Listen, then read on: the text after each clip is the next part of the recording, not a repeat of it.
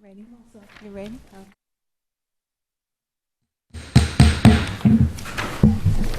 A regular meeting of the City Council held in the Council Chamber on Thursday, May 11th, 2017, at 7 p.m. for the purpose of transacting any and all business. Note of this meeting was posted on May 23rd, 2017, at 1:10 p.m. This meeting is being taped and is live on SATV. Councilor Gerard is absent this evening. Councilor Milo presiding.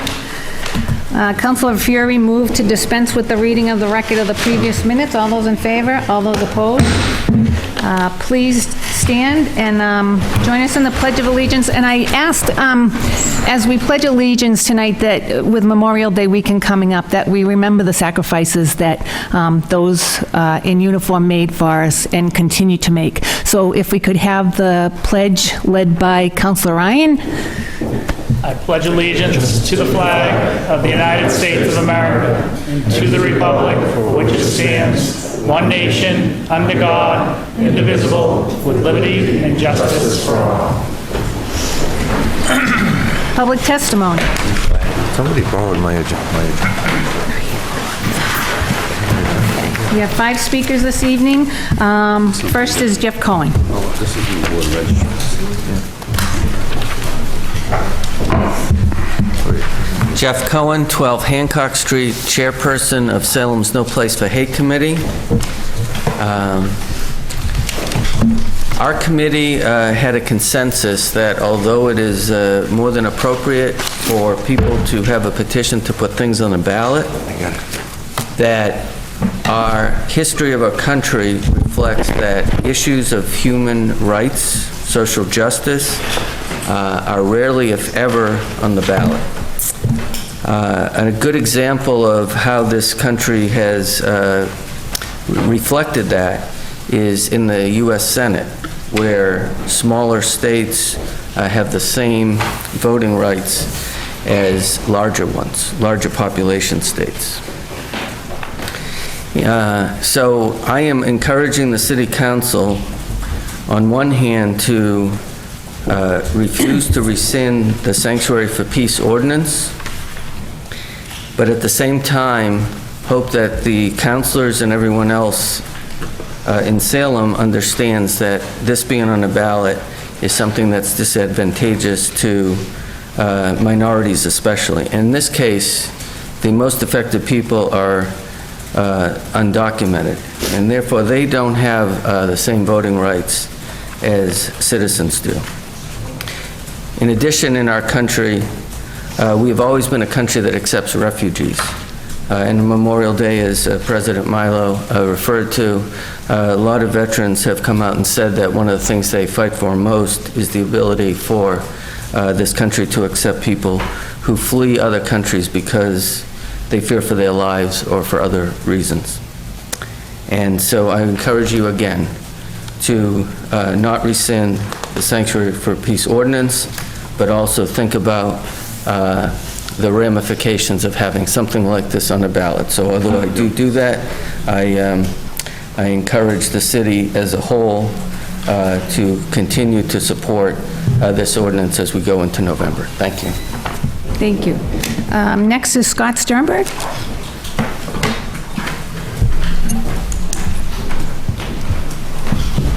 Scott Sternberg, Pickman Road. Thank you, City Council President Milo and the City Council, for the opportunity to speak before you in support of the Sanctuary for Peace ordinance, as well as the Inclusion Advisory Commission, and against the petition to rescind it. This morning, I had the opportunity to speak with a group of healthcare executives about the AHCA, which was passed by the House. The AHCA, if put into law, will result in the loss of insurance for over $23 million, significant cuts to Medicaid, and raise costs for health care for those with pre-existing illness. So insurance will be out of reach for many more. It saddens me that those most vulnerable are impacted and targeted. As I conveyed in this meeting, we must stand up and speak out.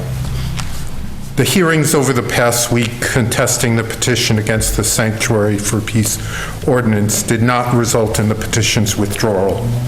It saddens me again that those most vulnerable are affected. We must stand up and speak out. While the petitioners have the right to speak up, it saddens me that they do not recognize the impact of their actions and that it does not sway their actions. Important issues were raised amidst the hearings. Numerous residents were misled by petitioners or given limited or false information to induce them to sign, but only a few were permitted to testify under the rules in short time frames. Some were told the petition was in favor of the sanctuary ordinance, which was not true. Some were unaware the ordinance was had passed, and signed in hopes to get it passed. For some, the petition language was blocked or covered or missing, a clear violation of rules. By their own words, the petitioners started and secured reportedly over 1,000 names before the ordinance votes were finalized, and language was still being modified and argued. How can petition signatures to rescind an ordinance that is yet to be finalized and passed count? What are they agreeing to ask to rescind? However, the board chose not to accept these objections. Mr. Sternberg, can I ask you to wrap it up so that we have enough time for everybody else to speak, please? Thank you. While we could not be in dialogue, and while we could be now in dialogue and building on anti-discrimination ordinance that passed 11-0 and Sanctuary for Peace Ordinance 7-4, and be directing our energies and time on developing and taking more actions together to build our community and create a dialogue to connect our community and support those members of our community who are been marginalized or are vulnerable, to fully actualize our vision for Salem as a city of peace that truly welcomes all. When we welcome and provide avenues to support and help those residents group to rise, we all benefit, we all rise, socially and economically. Instead, it appears we are stuck and things will continue to be divisive. I ask the City Council to carefully consider the implications and impacts on any decision, particularly from the perspective of our children, those who are fearful and directly impacted, as well as those who are watching and learning from our actions and values, and those vulnerable. If they are negatively impacted, we all lose. Salem loses. If they rise, we all rise. Thank you. Next, we have Ray Jerslow.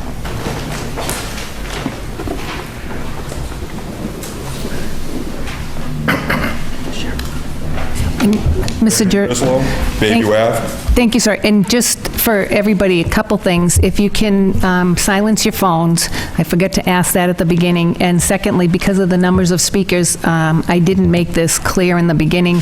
We're going to limit the speaking to 3 minutes. Thank you. 3 minutes for each speaker, I should say. Can everyone hear me? Madam President and members of the City Council, my name is Raymond Jerslow, and as a Salem resident and a registered voter, I want to express my gratitude to Councilors Lovely, Councilor Sargent, and Councilor Ryan, and Mr. Siegel, and for everyone involved in bringing this petition forward. A matter such as this that concerns the welfare of my wife, my children, myself, and my neighbors should have been put on the November ballot to begin with and be decided by the voters of Salem, not by the City Council. And it's not a decision to be made by the ideologies of Councilors Heather Famico, Bob McCarthy, David Epley, Josh Troyell, Tom Fury, Beth Gerard, and Steve Dibble. We live in a democracy, and in this democracy we have laws that are put into place to deter criminal behavior and to protect the public. We put our trust in federal, state, local law enforcement. We trust these enforcement agencies to enforce laws such as drunk driving, child abuse, domestic abuse, narcotic, homicide, and a whole myriad of other laws. So as stated in the March council meeting, if this ordinance doesn't change anything, then why are we even discussing it? I know I'm fortunate to be born in a country where citizens have the right to obtain public records of voters and post their names all over electronic and printed media to try to intimidate them. And for the record, my last name is spelled capital Jerzlo. Please don't omit the Y. And the name is Polish, and I'm from Polish descent. And I, too, have descendants from Poland that were slaughtered in the ghettos during Nazi-occupied in Poland, and also at the Auschwitz death camps. I'm happy that these people are expressing their First Amendment right to the freedom of speech. And as was so eloquently stated by President Lincoln in his Gettysburg Address, government of the people, by the people, and for the people shall not perish from this earth. Thank you. Thank you. Farrah Wilson.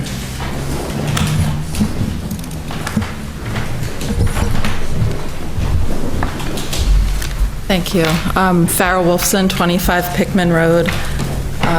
My message is simple. I'm sorting through the reprehensible idea that we might put a social justice issue on the ballot and vote against sanctuary, or have that possibility in the world we live in. And I'm also sorting through the spirit of the petition as well as the events leading up to and including the hearing. It is a broken system when people distort a message and allow questionable practices in order to gather more signatures. But that is a discussion for another time. Tonight, I'm more focused on the last City Council meeting and the discussion of the Inclusionary Committee. It is essential that all of the people serving on an inclusionary committee believe in inclusivity and diversity and community at their core. It is essential that if they are going to serve on an inclusionary committee, that they understand what inclusion means, and they see inclusivity and diversity as important principles and powerful and essential components of a strong community. It was horrifying to hear that a speaker in the public comment questioned the presence of ECHO on the Inclusionary Committee because they are a Lynn-based organization.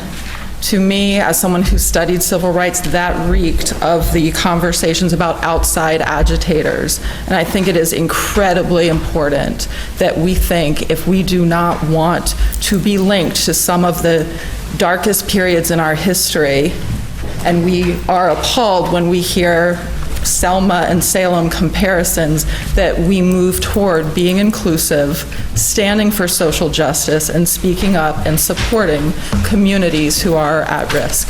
Thank you. Thank you. Karen McLaughlin.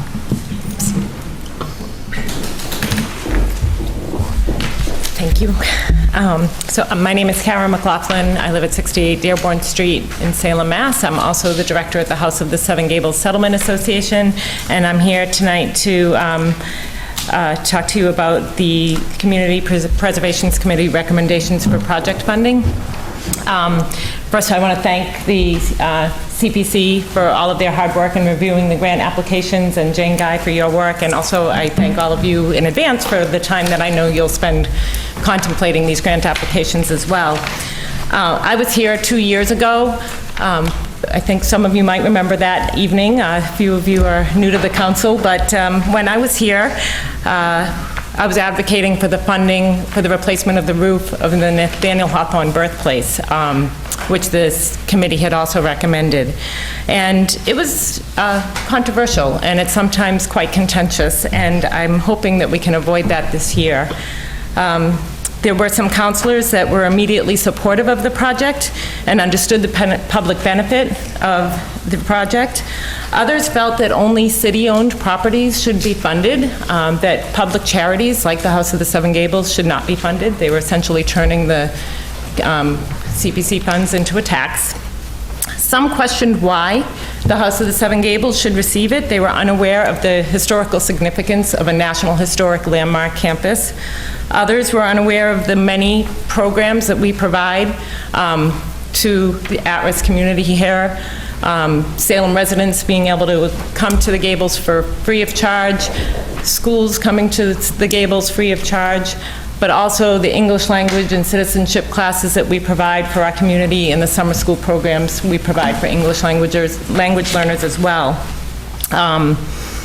Some questioned our financial need, citing an endowment and ticket sales and the potential to raise money through donors or grants. So I'm here tonight to offer myself and make myself available to answer questions to you should this vote go into committee tonight, I would love to have the opportunity to speak to you individually, give you more information about our financial situation, about our programs, so that you can make an informed decision and that we don't have to have a contentious debate.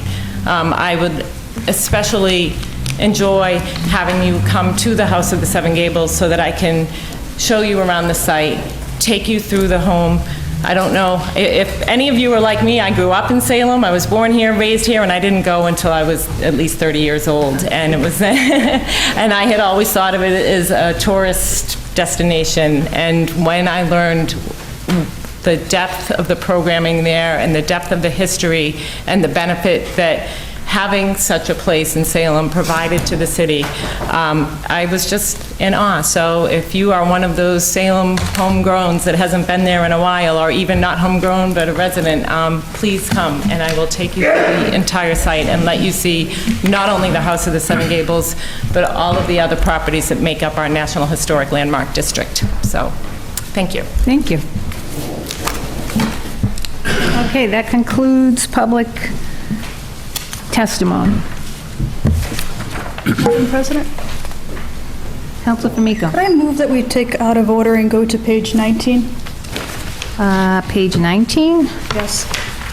After that, I'll be asking for two others. So basically, I'm going reconsideration to CPA to the Board of Registrars topic. So page 19, the first topic with National Grid. Okay. Councilor Famico, what I'd like to do, if there's no objection, is we have special counsel here who's been handling the petition hearings, and if it's okay with everybody, I'd like to see that go first. She's come a long way. Councilor Repley. So moved. Thank you. So that's on page 14. 14. And if, all right, communications from city officials. We have a communication from the Board of Registrars in accordance with Salem City Charter, Section 38. The Board of Registrars of Voters has 14 days from the date objections were filed against certified petitions to transmit a copy of its decision to the City Council. Due to the ongoing hearings, the final decision will be transmitted by May 24th in order to become compliant with the City Charter, Section 42, to allow for the City Council to reconsider such measure or part thereof.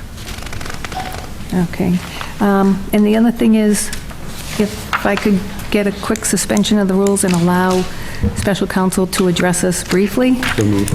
Any objection? Councilor Repley? Point of parliamentary inquiry. Yes, sir. I was just curious as to whether or not the Ward 3 councilor would be recusing himself from any considerations of any sanctuary for peace matters. I don't know that.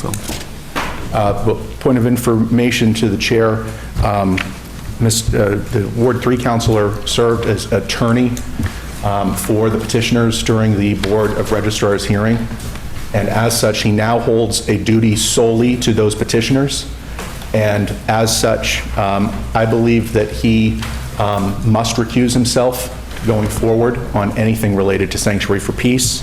Further, Madam President, I would note that under Chapter 268A, Section 17C, it's already, and I've got copies, I believe there's already a violation, a criminal violation by the Ward 3 councilor in representing, as a municipal employee, representing a matter, a claim against the city, in which the city is a party or it has a direct or substantial interest.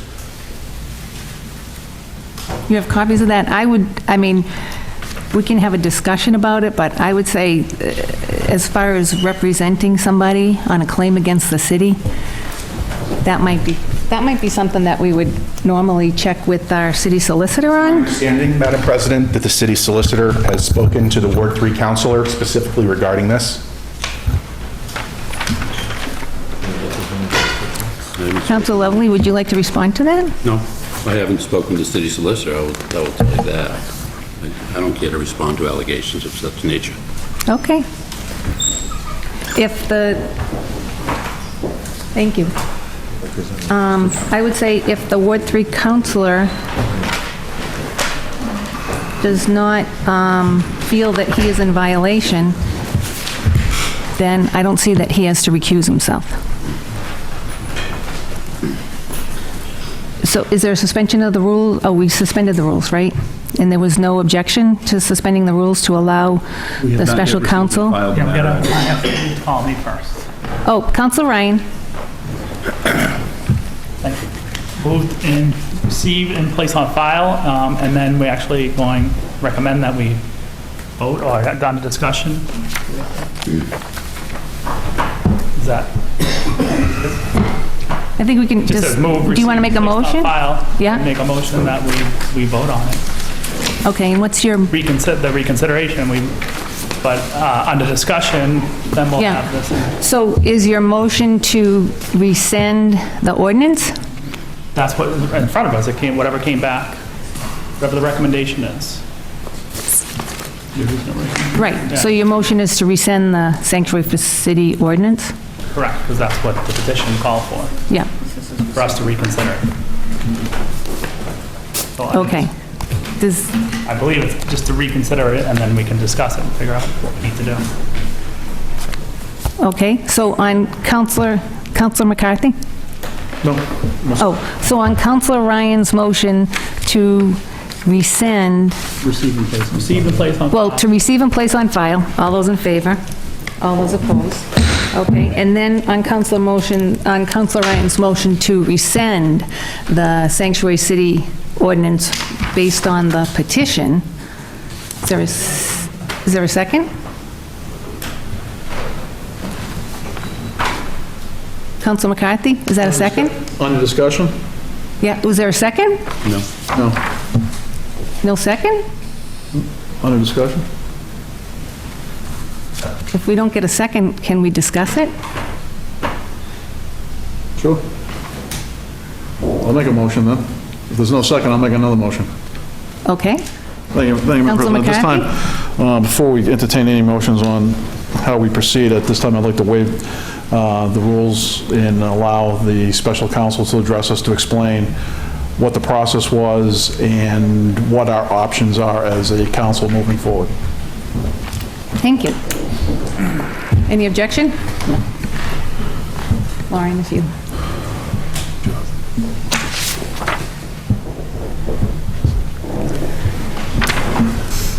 Thank you, Madam President, councilors, for having me here tonight. I will start with how we wound up here and then talk about what's pending before you and what the options might be. Thank you. The council passed an ordinance, as you know, on April 13th. A petition was filed within the time allowed by statute requesting that the council either rescind the ordinance in its entirety or that the matter be placed before the voters of the city at the biennial city election coming up. There was a period during which the signatures had to be certified and a 48-hour window at the end of that period when objections could be filed.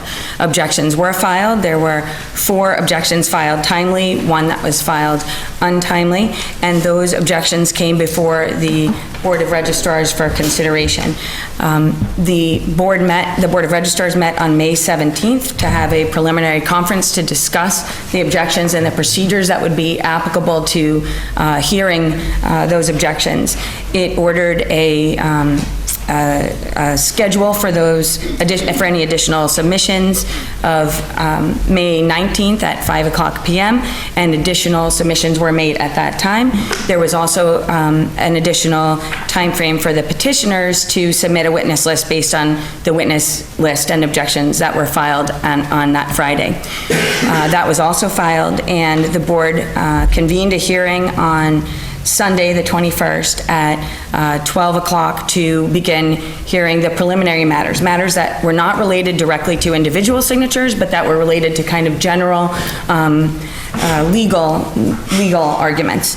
Those arguments were heard and resolved by the Board of Registrars, and the board turned to taking testimony and hearing objections on individual signatures. That continued to Tuesday night, again at 6 o'clock and ended after 11, and again on Wednesday night. There were several residents who did appear and provided testimony about the circumstances of their signing. The Board of Registrars also relied heavily on the materials in the city clerk's and Board of Registrars' possession, voter affidavits, the older voter registration books, and in each case where there were voter registration materials available, when an objection was made, those were compared to the objections. Just so that the council is aware, there were 153 signatures certified, more than were needed to qualify for the ballot, or to qualify as a valid petition. The objectors filed 559 challenges. 249 of those were withdrawn. It turned out that 45 of the original number had not been certified in the first instance. That left 265 individual signature challenges. The Board of Registrars sustained 52 of those challenges and rejected 169 on a case-by-case basis, comparing the signatures to the cards and taking testimony in certain instances. In addition, at perhaps 10:30 last night, the board voted on 44 signatures in 2 different motions without looking at the individual signatures. 11 of those were alleged to have been procured by fraud or by misleading, and those there was no testimony or evidence put into the record on that, and they were rejected. There were also 33 signatures that were alleged to be illegible, but there was no additional evidence presented in connection with those either, and those were also rejected.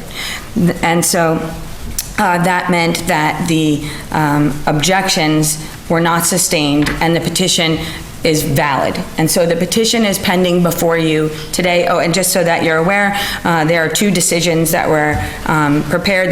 The statement of decision was written last night, and the more detailed memoranda explaining the reasons are in front of you now. The city clerk provided those earlier. So at this point, under the city charter and the analogous provision of state law, the council must either rescind the entire ordinance or it gets placed onto the ballot at the biennial city election in November. So if this body does not rescind the ordinance in its entirety by the 20th day, which I understand is the 28th, however, that is a Sunday, and the council will not be meeting before then, nor could the council at this point because of the open meeting law. So tonight essentially is the council's opportunity to act. If the council does not rescind the ordinance in its entirety, then it will appear on the ballot at the biennial city election in November.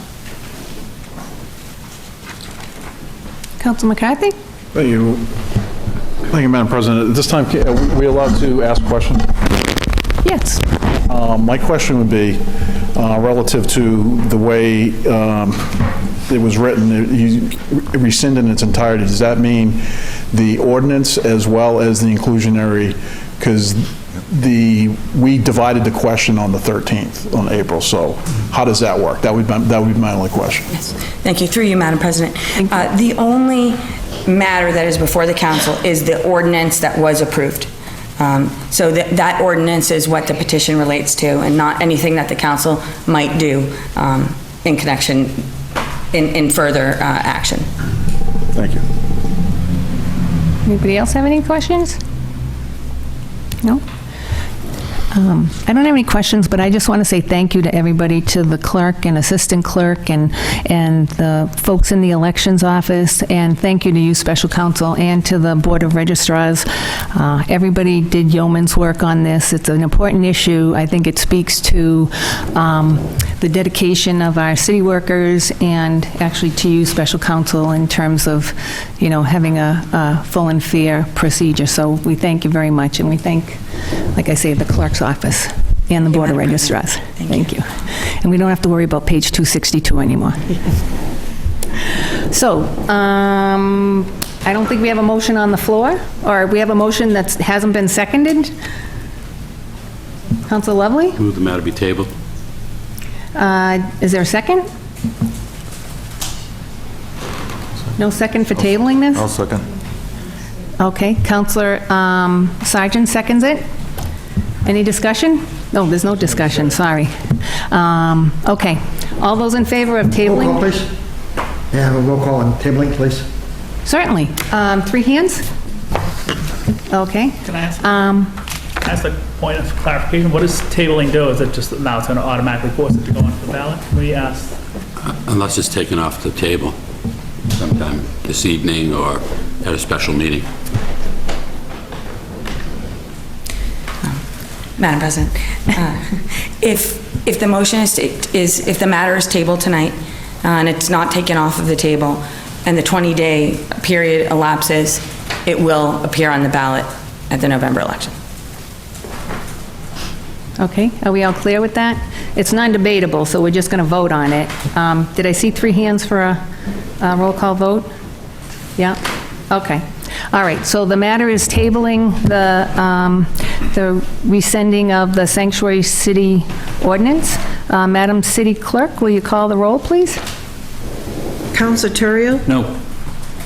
Counselor Sargent? Yes. Counselor Ryan? Yes.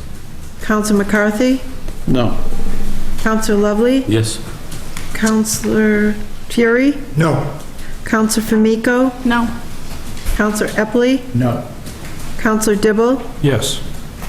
Counselor Milo? Yes.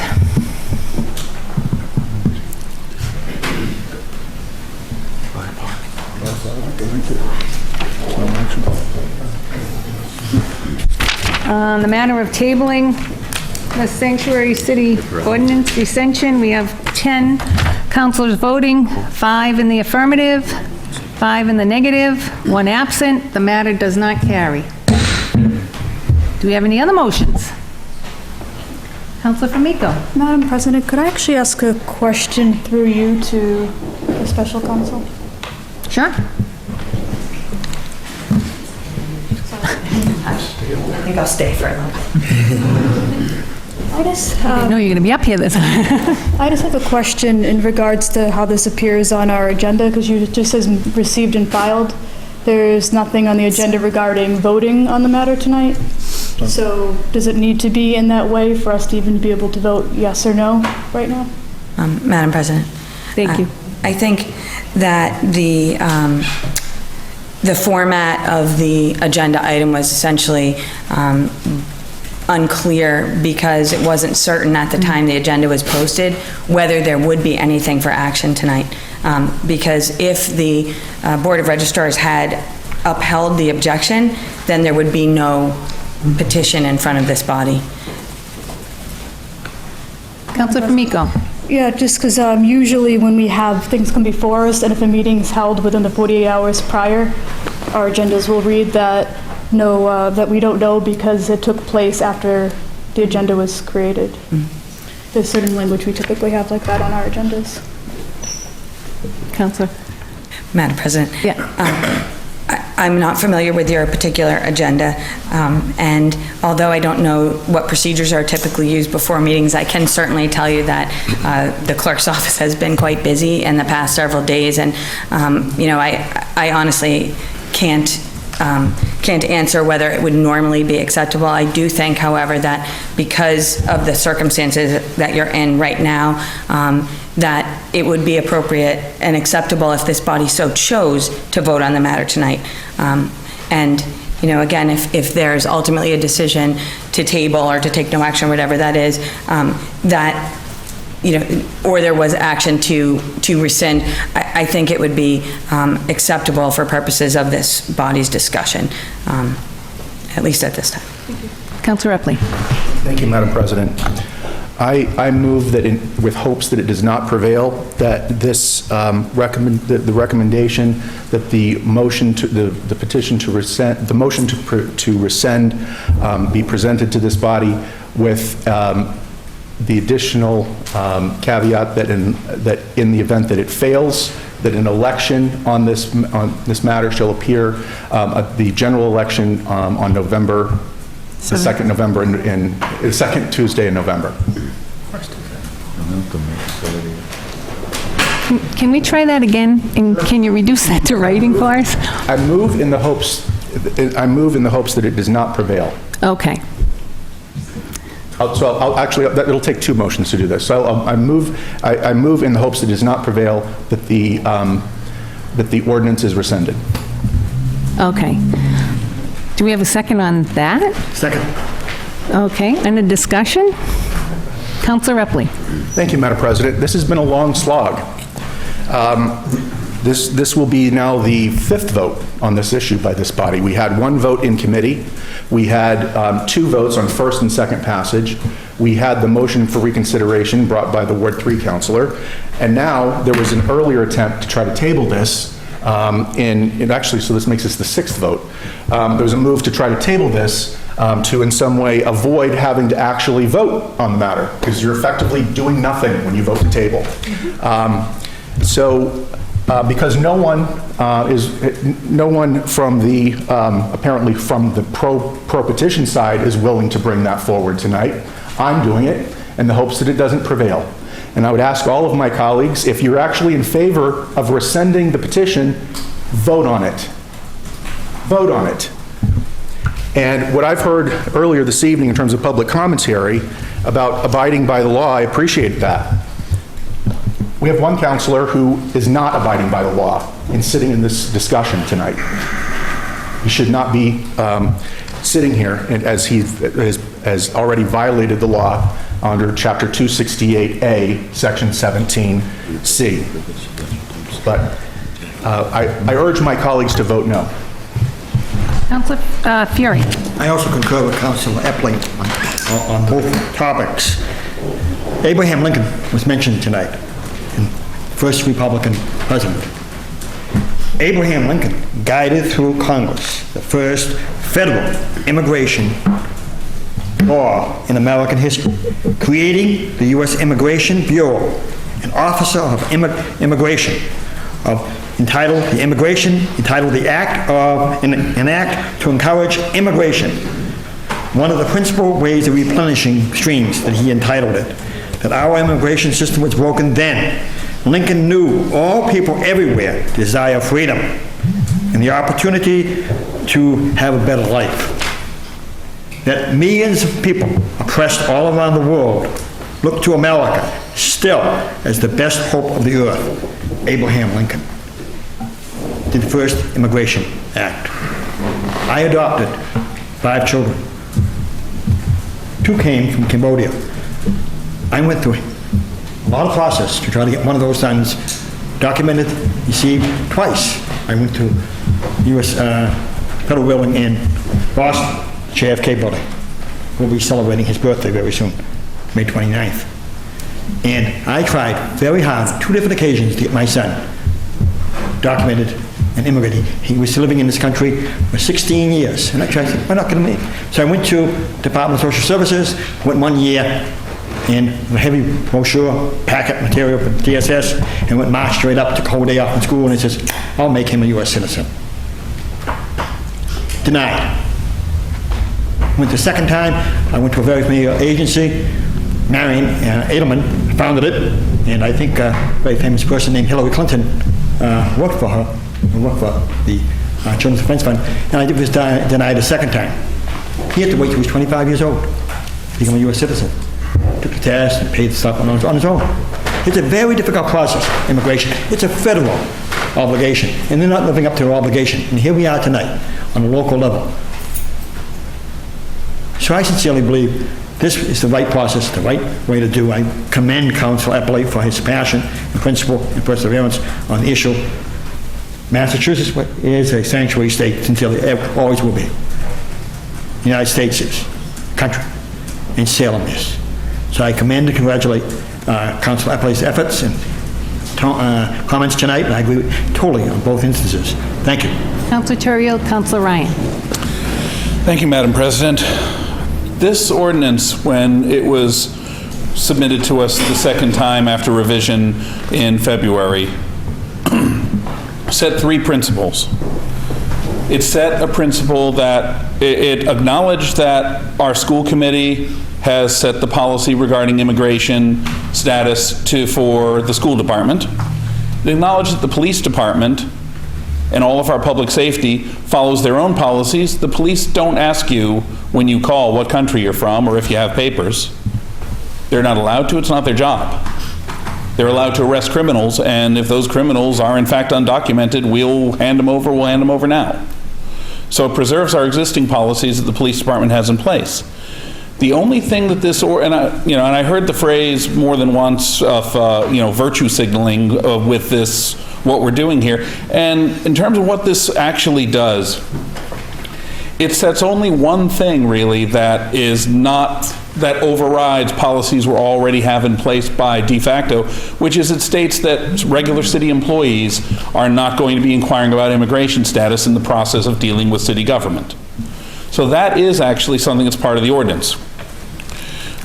If tonight, as I expect, we're going to vote along the same lines that we voted multiple times so far, what's going to happen as a practical matter is the ordinance itself is set aside until the November election, at which point I expect it's going to be affirmed, because that's what Salem is, contrary to what some think. And I do sincerely believe that that is what Salem is. But the practical effect on this for most people, for most things, is zero. Because the city policy right now is set by city government, by the executive, and the directives are given to the departments into how they handle these things, and that's how they're doing it now. We're just turning it into an ordinance with what we're doing, or what we have done here. So that policy, because right now it's a policy and not an ordinance, doesn't change. The police department's policies, they don't change. The school department's policies, they don't change. And really, when we passed this in the first place, yes, it was a pretty darn mild ordinance, and it didn't do a heck of a lot other than codify some things that we're already doing by practice within the city. So, should we even be here at this point dealing with this? No, we probably shouldn't. But we're here today because some of the people in the city saw this as their big chance. They saw it as their big chance to make a statement about what they think is a bad direction the city is going in. They don't like the leadership of the city. They don't like a lot of us in the city council, and they don't like what Salem has become to them over the years. And that, in the end, is why we're here now. That's why this fight over so little has become so much.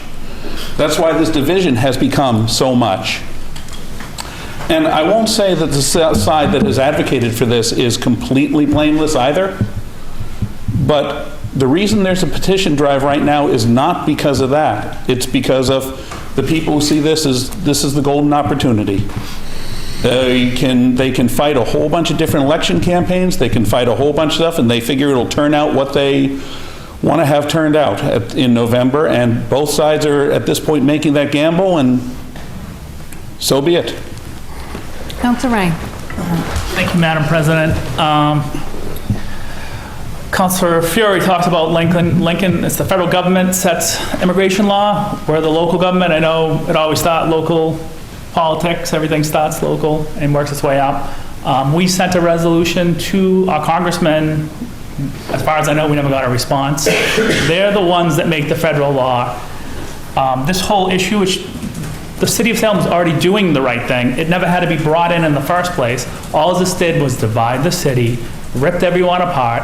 We had people calling each other racist and back and forth questions, signatures. That watching this on TV the last couple of days, it was like it was a train wreck. I couldn't take my eyes off it because I couldn't believe they were questioning people's signatures and how petty everything was getting. I mean, it's everyone's right to go out and get the petition and do that.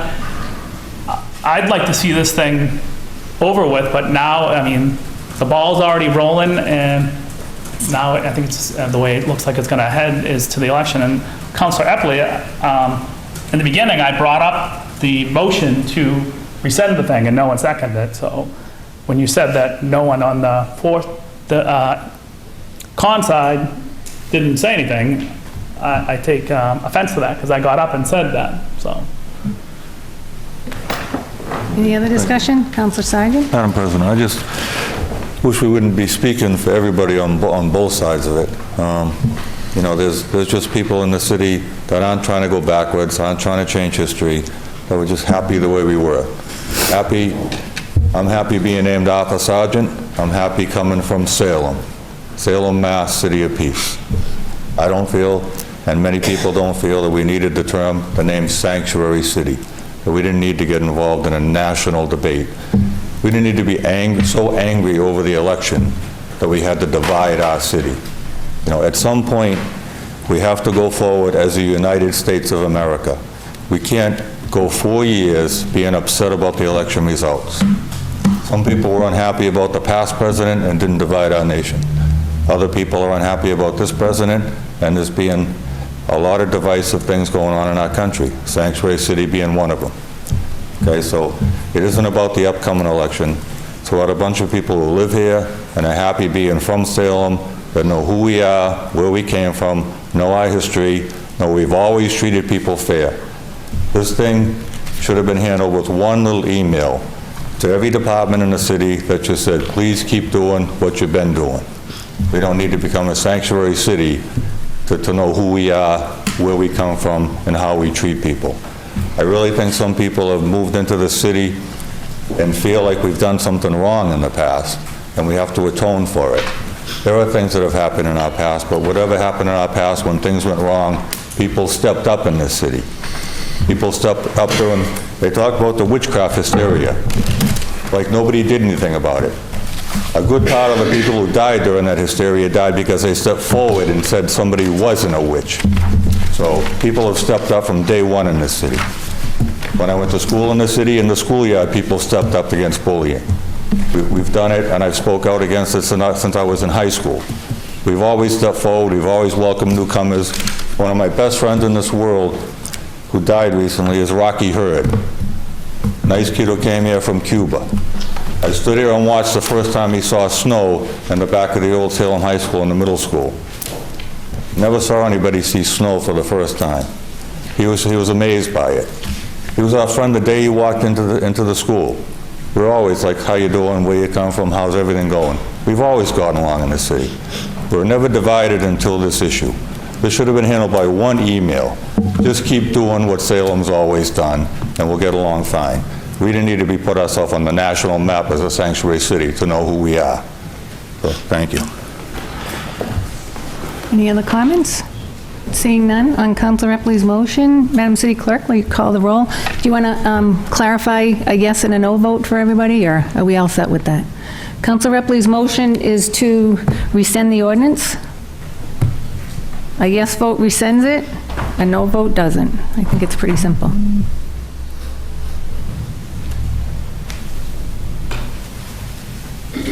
Counselor Terrio? No. Counselor Sargent? Present.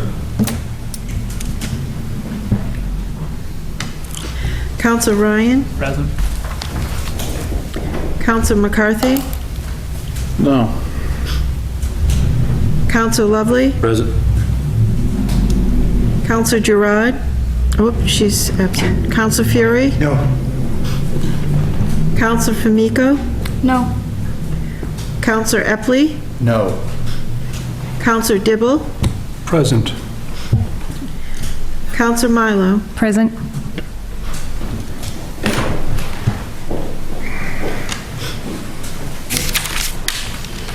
On the matter of rescinding the sanctuary city ordinance, we have 10 councilors voting, 1 absent, 5 in the negative, 5 voting present. The matter does not carry. Counselor Famico? Madam Oh, I'm sorry. Counselor Epley. President, I move that this matter be scheduled for the next city council meeting for further deliberations. Because, Second.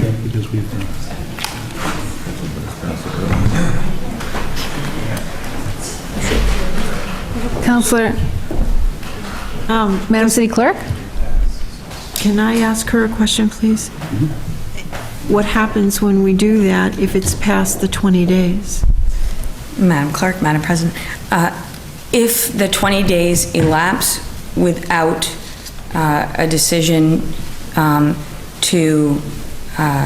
well, there was a motion made to rescind which failed, correct? Right. So At this point, there was no, which failed. So if the 20 days elapses, the matter will appear on the ballot at the November election, and there's no further action that this body could take to change that. So if you get past this Sunday, the 28th, with no further action, it will appear on the ballot as a matter of law. Counselor Ripley? I'm still going to go forward with my motion, which I believe has been seconded. Okay, all right. On Counselor Ripley's motion to put this on the next agenda? Yep. Okay. Under discussion? Yes, sir. Thank you, Madam President.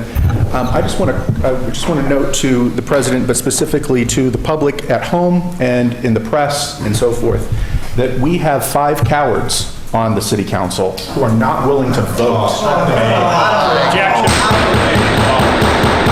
And Counselor, I would ask you to refrain from allegations to your colleagues. I ask you to be civil. This is what we've been trying to do through this whole thing, and I would ask you to be respectful of your colleagues, everybody. I find it disrespectful, Madam President, that you have 5 members of this body voting present on a matter of this importance. If you're in favor of rescinding, I know specifically, Madam President, that you are, given the fact that you voted against this each and every time, and also, Madam President, because you signed the petition. So I know your position on this matter. It's very clear. Why the 5 members of this body have not chosen to vote yes or on rescinding makes absolutely no sense. Counselor, I'm not sure how this applies to another meeting, like rehashing this at a next meeting. Well, Madam President, this matter has been under discussion for 6 months, 5 months at this point. And the fact that 5 individuals on this body aren't willing to vote on this tonight, to actually take a stand, and instead takes a role of present, that's cowardly in my opinion. Any further discussion? On Counselor Epley's motion that this be put on the next agenda? All those in favor? All those opposed? Opposed. The matter does not carry. Counselor Famico. Thank you, Madam President. I move that we take out of order page 19 now. 19, thank you.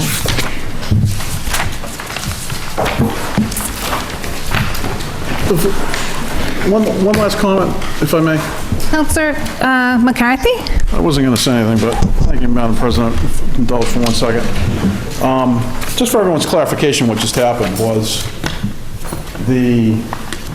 no matter which way this body voted, it was either we were going to rescind, and the councilors who had worked so diligently against the ordinance had decided that they wanted it on the ballot, which is fine. That's within their rights. So no matter which way we all voted tonight, the will was that it was going to be on the ballot, and that's what happened. Because you had a group of people that weren't in favor of the ordinance to begin with that decided that after the petition drive happened, that the petitioners wanted it on the ballot, and that's what they wanted too. So that's what they got. Then you had the group that initially voted in favor of it were put in a position where that you either reaffirm your vote or you vote to put it, but we had no choice, we didn't have a choice to put it on the ballot. That choice was not in front of us. The choice was either to reaffirm the vote we had already taken, which, as a counselor, you stand by your votes. So you reaffirm the vote that you've taken, or you don't vote, knowing what your actions are going to be, or what the ramifications of your votes are going to be. So what just happened was, in a long roundabout accusations flowing, which shouldn't happen in this chamber, is what happened is what the democracy of what our rules say should happen. We as a council took a vote. People didn't like that vote. I get that. People have a right to form a petition. They did. The petition was certified. It was. At that point, this body's action is either to rescind or to allow it to go on the ballot. But if the people who initially voted against it aren't willing to vote to rescind, then it's going to appear on the ballot. Someone could be mad about someone voting present or voting yes or whatever they voted. Sorry about that. I didn't hit you with a ring that time.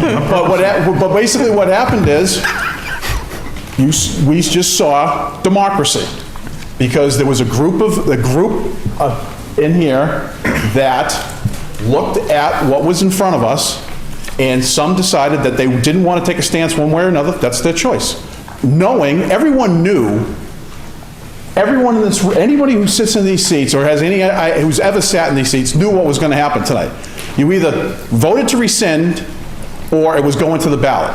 So if you voted present, you knew what was going to happen. If you voted no, that's the repeat of a vote that you took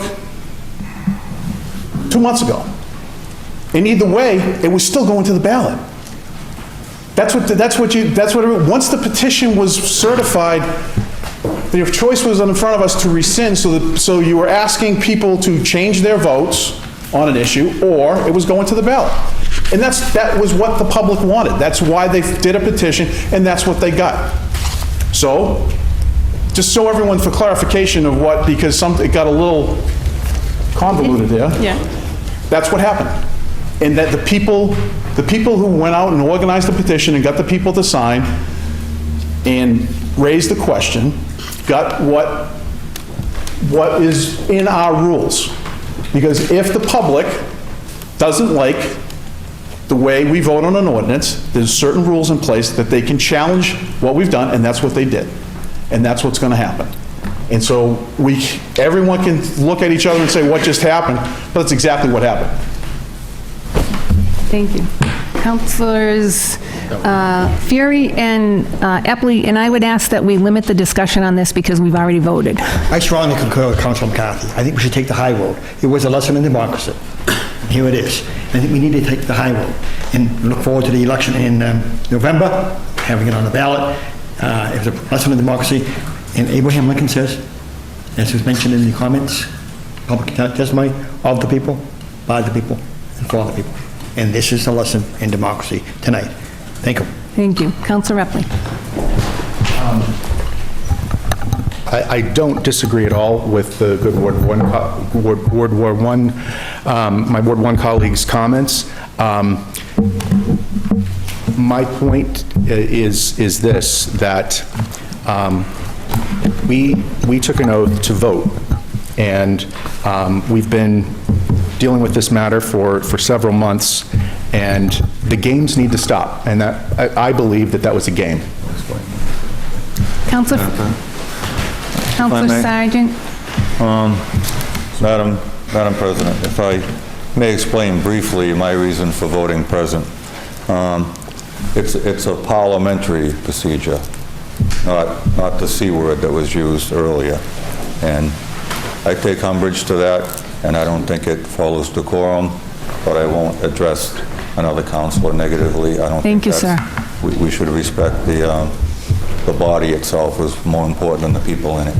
These chambers and the people who serve before us expect us to act as gentlemen and ladies, and I'll do my best to always do that. So, in order to explain my present vote, many times we've had things before us that were voted down, and people thought they were defeated, maybe never to come back again. And in a certain amount of time, they came back again. Different color, different bells and whistles. One example is the 120 Washington Street lease. Came before us. I voted for it, but it was voted down. Came before us again, changed some rugs, changed enough things to call it different. It came before us again. I voted for it, it got voted down. Then it came before us again, and we're at 120 Washington Street now. So things have a way of coming before us again. So if this were to have been rescinded tonight, my thinking was that in a couple of weeks, it would come before us in another shape or form. Maybe a little bit different, but in essence, a vote to make Salem a sanctuary city again. All the work that was done on both sides would have been zeroed, and we'd be starting again from scratch. putting ourselves through all the meetings, and if it prevailed in a vote as it did this time, putting citizens through the process of getting many, many signatures in a 20-day period again. So far from being the C word, my vote was parliamentary to keep people from having to go through the same process again. If that ends up meaning it's on the ballot, it means people don't have to work as hard as they did on both sides of this issue. The petitioners don't have to go out and canvass the city to get all those signatures for how hard they worked in a 20-day period again. It's over until November, and then it's a final vote. So that's what a present vote means to me. It's parliamentary, not a negative word. Thank you. And with that, we're going to end this discussion, and we're going to go to Councilor Famico. Thank you, Madam President. Just for people at home, though, the C word in this case is coward and not something else, just for clarification for that. So on page 19, I would actually move for reconsideration by roll call vote first. Do we have a second? Second. Okay. All right. Councilor Famico moves for reconsideration, seconded by Councilor Lovely. What are we Roll call. reconsidering? Roll call vote, 3 hands. Doesn't the city clerk read this? Sorry? Yeah, she needs to read it. Unfinished Oh, business? sorry, yes, unfinished business. Let's start with that. Reconsideration of an order for National Grid to install conduit and 2 manholes on Bridge Street. Councilor Famico. Thank you, Madam President. I move for reconsideration by roll call vote. No, here we go. Okay. 3 hands on a roll call vote. Okay. Madam City Clerk? Oh, you might want to under discussion first. Oh, discussion?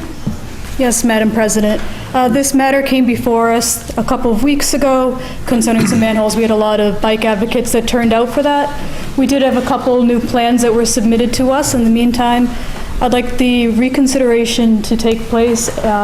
At that point, we could just have National Grid update us. They just have a couple questions for us. I had spoken to the administration about this as well as handed out, just so we can button this up and get things moving. Any further discussion? And just for clarification for some councilors that just might be a little uncertain, I am going to be making a motion later on to move forward with this tonight, just with a couple caveats. No further discussion? Madam City Clerk? We're voting on reconsideration. Yes is for reconsideration, at which point I would just like to add just a couple of conditions. All right. So a yes vote is to reconsider, so Councilor Famico will be bringing some conditions. A no vote is to deny the reconsideration. Madam Clerk? Counselor Turiel? Yes. Counselor Sargent? Yes. Counselor Ryan? Yes. Counselor McCarthy? Yes. Counselor Lovely? Yes. Counselor Fury? Yes. Counselor Famico? Yes. Counselor Epley? Yes. Counselor Dibble? Yes. Counselor Milo? Yes.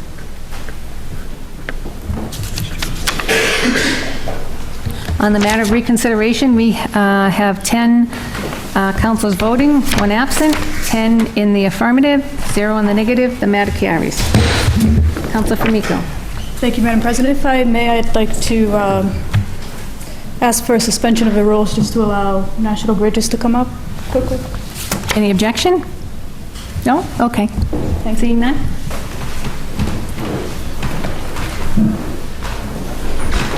And through you, Madam President. Go right I ahead. just have a couple questions before going on for this, and I put these out. Pardon? Oh, could you identify yourselves for the record? My name's Dan Cameron with National Grid with offices in Malden, Mass. Sabita Mahaber Sheehy, Beverly, Mass. Okay, and through you, Madam President, just a couple questions before going into the rest. Just a question about the current gas line. Will that be abandoned in place? Yes, it will. And if that was removed, could option number 1 of the new plan definitely take place?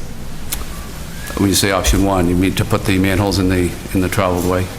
The option number 1 is to put it in the travel way, yes. There was the discussion in the email we received from the mayor yesterday that a test pit would take place, and if a utility was not hit, option 1 would be the option that would go with. So if the gas line were removed, could option 1 take place? If it were removed, but we abandon gas lines in place. We could, it wouldn't obstruct if we had to, move the manhole over and remove that portion of the gas line. We could do it. Pardon? We would not let hear the over the gas door. line, the abandoned gas line, impede the location of the manhole. So we wouldn't have to remove the entire line. We would just remove enough of it so that we could get the manhole in. So in that case, option 1 could happen 100%? It could, if we have again, the gas line would not, the abandoned gas line would not stop the location of the manhole to fit in that location, as long as clearances were met with all other existing utilities. All right, good. And just a second question, what would be the additional cost if things were going on the other side of the street? Right now, we wouldn't be in a position to even put together an estimate for that. I mean, that is not, typically it's not good engineering practice. Okay. Conduit line, you try to run, parallel with the road, you don't zigzag and cross and come back. Just wondering about that, because I know you're putting the gas line on the other side of the street, so I didn't know the difference in those. Yeah, well, the gas line, we put it on the other side of the street, but it doesn't cross to get back over. Okay, great. Yeah. Thank you. You're welcome. So with those answers, Madam President, I would move that we approve this petition with the following new conditions, and as I had mentioned earlier, these had been reviewed by... Can I just ask, does anybody else have any questions? No, okay, Great. Just checking. And also just thank you to the mayor on this one, and as well as the other city councilors and to those that turned out a couple weeks ago for this. As we move forward towards redeveloping our streets, we're often rethinking of the way things that have been done. In this particular instance, I don't put any fault at anyone for this. I think we're going through times right now that things are being done differently. We're all of a sudden having bike lanes and other considerations that in the past we weren't taking as much into account of the above street users in that regard as we are now. So I think that's just something going forward when we're doing things like this to look into that up for the upfront. And I'm thankful that we had a couple new options come back. For those of you that have not seen the mayor's letter or had seen the plan, we got sent to us yesterday afternoon 2 other additional locations for these manholes, and both locations do not go in the bike lane. So that is really good news for that. I know sometimes you can have it flush, but as we all know, things can sink and other things can happen with that. So thank you for looking at other options for us. So the 2 new options that were presented to the council, the first option is to put the manholes within the car travel lane. National Grid is going to be doing some test pits to see whether or not there are utilities under there. While we do have locations, sometimes things aren't quite where you think they are, and you don't know until you do the test pits. The second option, which it's a second option for a reason, would have a manhole cover that would mostly be in the separated buffer, but it might impede a little into the sidewalk and also into the drive, but those are the 2 options we're looking at now. So with that being said, as far as that goes, I'd just like to move for approval, but just with the following conditions, and I will give one to the clerk as well. The first is for the order hearing petition of National Grid dated the 25th day of April 2017, plan number 23927-604, option 1 or option number 2 of the plan emailed by Mayor Driscoll on 5/24/17, file name DWG_PR_elect_option 1 and 2.pdf shall be what is installed. Number 2, if option number 2, the plan emailed by Mayor Driscoll on 5/24/17, file name DWG_PR_elect_option 1 and 2 is selected, the manhole cover shall have slip-resistant texture. If the openings, I should not say there, if the openings are elongated slots, the long direction of the opening shall be perpendicular to the dominant path of travel. So that means if you're walking this way, instead of going like this, it runs against you, and that makes it for people with slipping ability. And then I asked for the third, National Grid shall notify the city council and the city clerk by email within 24 hours of the completion of their test pits for option number 1, and it has the file name again. The notification shall include if utilities are present in the roadway and what option they will proceed with. So we're just looking for this, that with all of these, that they go with one of those 2, so we're not having the bike lanes, that we're getting slip-resistant covers, and that's a guarantee for it, so that even pedestrians aren't slipping. And the third thing that you just let us know the results of that. But thank you again for all of your work for this and for being respectful with my countless emails on this matter, and also to the city staff for their, I would say patience, but their responses when they got back to me as well for that. But thank you for those things. And with that, Madam President, I'd like to move to approve with the amendments or the conditions that I will submit to the clerk. And thank you again to all the counselors for fielding countless emails and going through this pet topic, and just once again to the mayor and everyone else. On Councilor Famico's motion to approve with conditions as she set forth, seconded by Councilor Turiel. All those in favor? All those opposed? The matter carries. Thank you. Councilor McCarthy. With that, I move for reconsideration and hope that it does not prevail. Okay, Councilor Famico moves for reconsideration in the hopes that this does not prevail. All those in favor? All those opposed? That matter does not carry. Now, Councilor McCarthy. Madam President, may I take a point of personal privilege? Certainly. Thank you, Madam President. I should have done this at the beginning of the meeting, and I didn't want to wait till the end when everybody's left. I failed to mention that we should take a stand and take a moment of silence for former Mayor Tony Salvo's passing. If we could please do that and remember him as the gentleman that he was as a teacher, as a former policeman, as a mayor, as a just good, caring person who loved the city and the people in it. And with that, we'll take a moment, please. Thank you.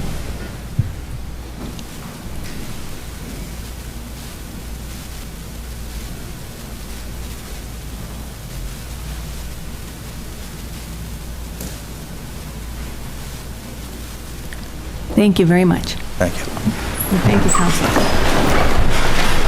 Madam President, can I move that we move to page 13 just for the CPF? Oh, sorry. Is that where you're going, Councilor? It's okay. Councilor McCarthy. The council president and I had worked this out beforehand. Thank you, Madam President. I move that we take out of order on page 13 the second item first, please, in order for clarity. Page 13, the second item, under communications from city officials. Yep. Appropriation of $632,000. Madam Clerk? We have an appropriation of $632,500 to the CPA funds for fiscal year 2018 from a list of city accounts. Councilor McCarthy. Thank you, Madam President. I move for suspension of the rules. Seeing no objection? Is it the intent to go to finance after suspending rules? I haven't had time to really review this. I'm not opposed to it, but... This specifically, Councilor, this, we took it out of order because this one is just to approve the funds that are available.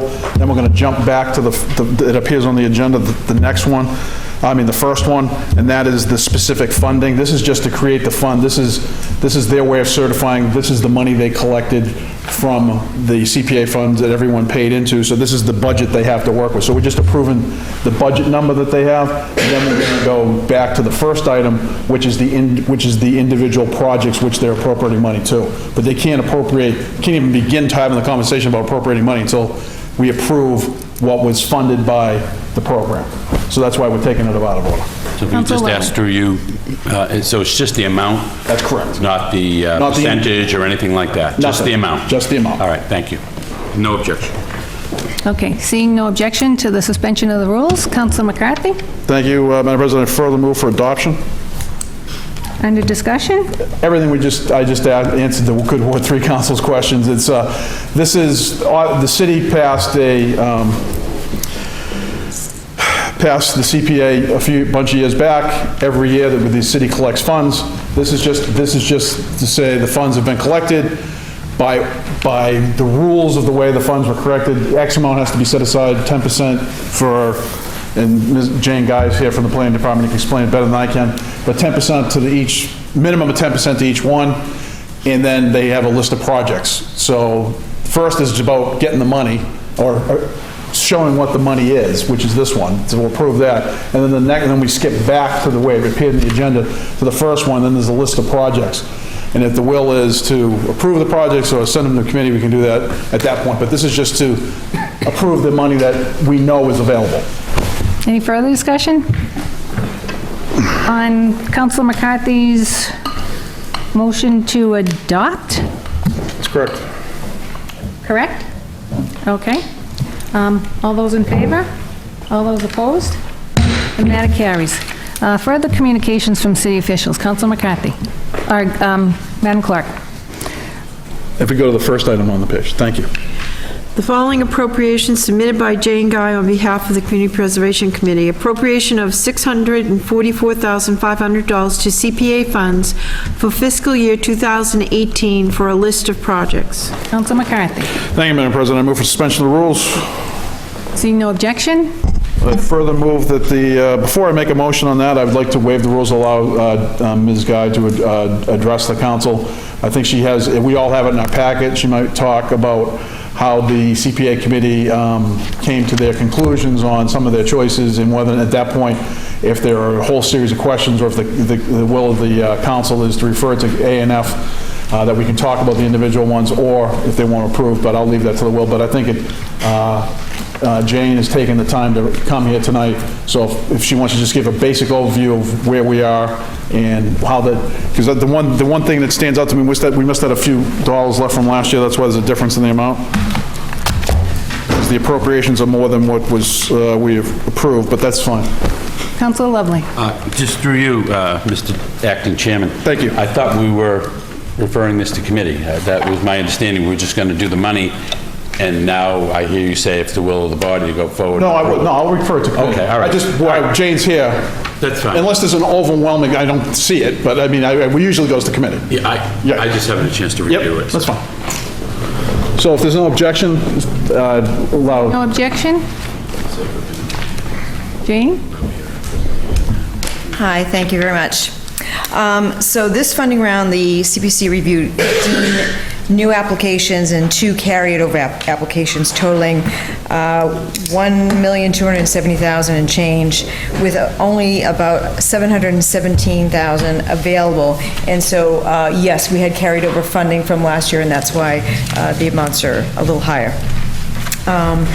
Of these, they ranked 11 applications high, 2 medium, and 4 low. And the Community Preservation Committee is recommending funding for 7 of these projects totaling $644,500. The remaining applications that were not recommended for funding during the round are being carried over to the next round for consideration next year. The 7 projects recommended for funding include 3 historic resource projects and 4 recreational land projects. And you should have all gotten a copy of the report on the 7 projects that outlines what they are. And I'm happy to take any questions. Anyone have any questions? No? Okay. Councilor McCarthy. Thank you, Madam President. At this time, I'd like to thank Jane for coming in front of us. Jane does a fabulous job with the Community Preservation Act and with the community block grant funds over the years that I've had to deal with her and that stuff, and she does a fabulous job doing that, and she's one who crosses the T's and dots the I's, and it's to the penny. So at this point, I know there's going to be a couple questions. So at this point, I would refer that the matters be referred to the Committee on Administration and Finance. Co-posted. Co-posted. Get a second? Second. All those in favor? Opposed? The matter carries. Thank you. Councilor McCarthy? Thank you, Madam President. I further move that we return to the regular portion of the meeting, page 4.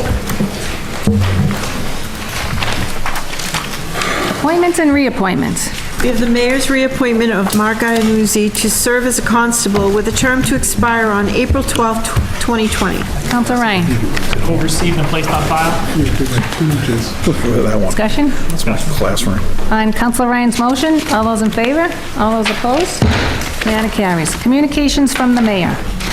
Mayor submitting proposed budget for fiscal year 2018 in the amount of $155,449,979. Councilor McCarthy.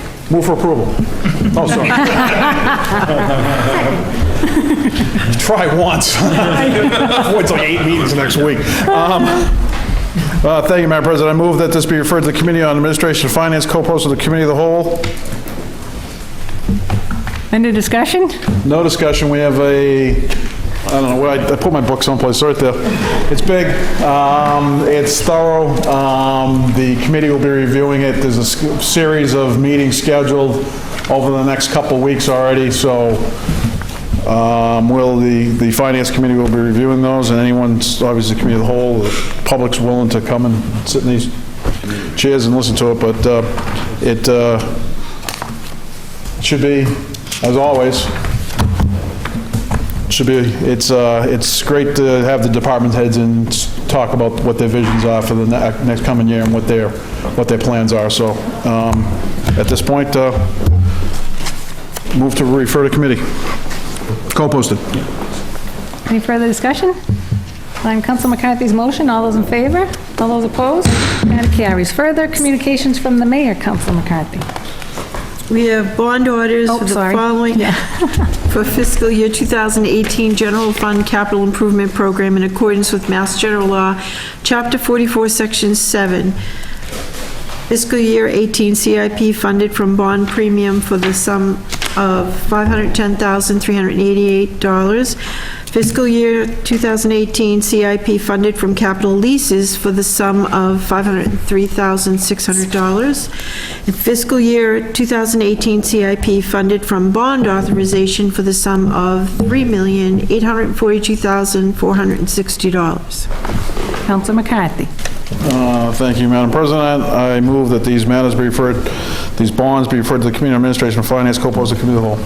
Any discussion? Briefly, I mean, it's all part of the budget process, but just for everyone's clarification, the bond authorizations need to be approved before we approve the CIP, because as we just talked earlier with regards to the CPA, you can't approve the different programs and what you're trying to fund unless you have the money to do it. And so obviously these bonds are put in place to fund the various capital improvement projects that are listed that in the budget. So the procedure will be that these will have to be approved before we approve the capital improvement plan. So, but that's just a clarification point. Any further discussion? On Council McCarthy's motion, all those in favor? All those opposed? The matter carries. Further communications from the mayor. We have bond orders, the following for fiscal year 2018 Water Sewer Capital Improvement Program in accordance with Mass General Law, Chapter 44, Section 7 and/or 8. Fiscal year 2018 CIP funded from bond premium for the sum of $651,799. Fiscal year 2018 CIP funded from bond authorization for the sum of $500,000. Council McCarthy. Thank you, Madam President. I move these bonds, excuse me, be referred to the Committee on Administration and Finance, co-posted in the Committee of the Whole. Any discussion? Same as before, just one of those things that the bonds are put in place. I haven't had a chance to flip through the book, but from what I've been told, the water and sewer rates, I think, are being held flat this year, so which is kind of good. So, but that'll be part of the discussions during committee. But early indications that I had that they're at least flat or slight increase. So. Any further discussion? On Council McCarthy's motion, all those in favor? All those opposed? Matter carries. Further communications from the mayor. We have an appropriation of $290,000 as part of the fiscal year 2018 capital improvement plan for a list of expenses. Waive the reading. Please. Waive the reading. Waive the reading. Council McCarthy. Thank you, Madam President. I move for a suspension of the rules. No, we'll just refer this to committee. I move that the matter be referred to the Committee on Administration and Finance, co-posted. Any discussion? Briefly, these are on top of our capital improvement projects, which could be anything from funding equipment to, the list is long. These are some additional items that are coming up next year relative to ongoing discussions that have happened this year with regards to, we waived the reading, but as regards to the Lorax Committee and some of their recommendations for tree work, the City Hall Annex moving, as we all see every day when we come in here. They're, you know, the windows are across the way are all papered over, they're in there working. At some point, when the City Hall Annex moves from 120 to across the street, we have to allot for the moving expenses. I mean, unless we're all willing to go over there and grab a desk and walk it up the street.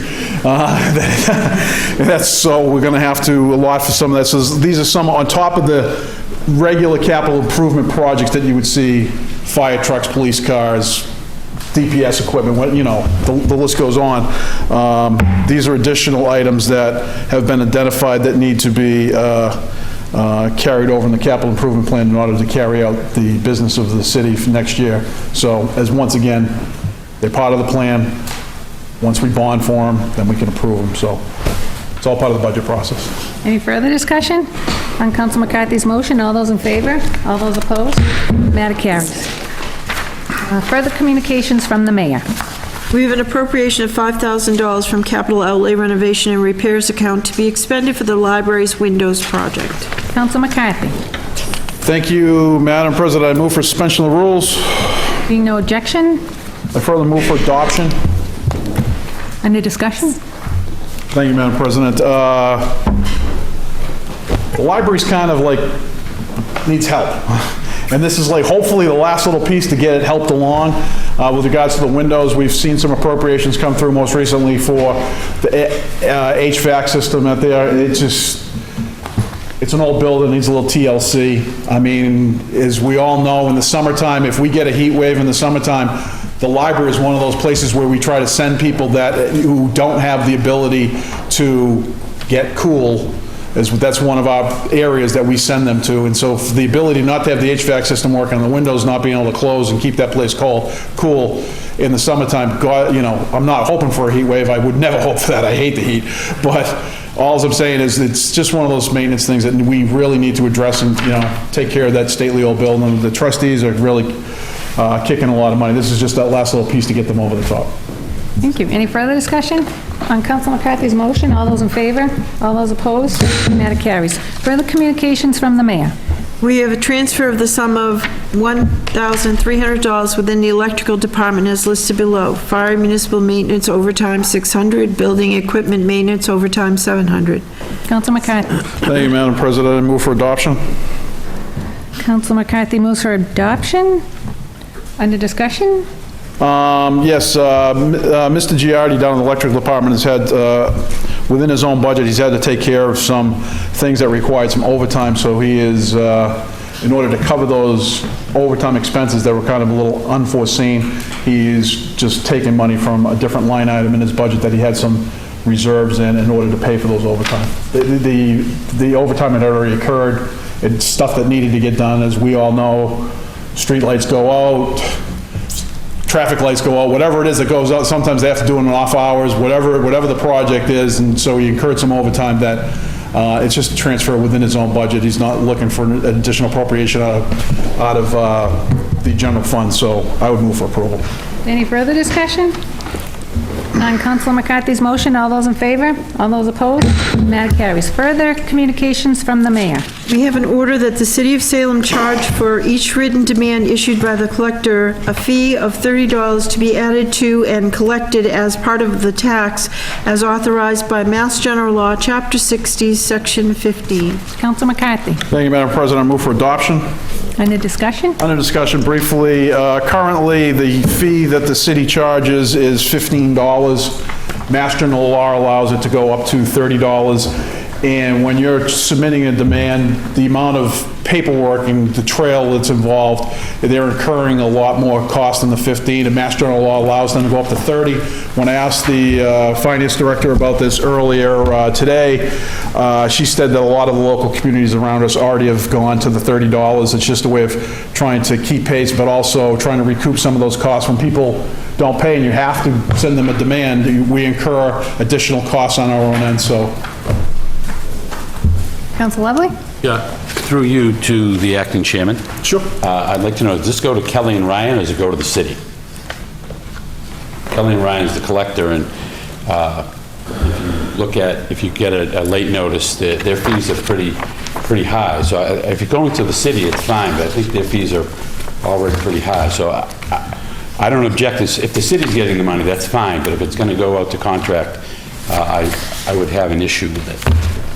I don't know, maybe we could find that. I have no problem withdrawing my motion and referring to the committee if that's the case. I believe it's a city fee that goes back to the city, because under Mass General Law, we're allowed to collect right now we collect $15.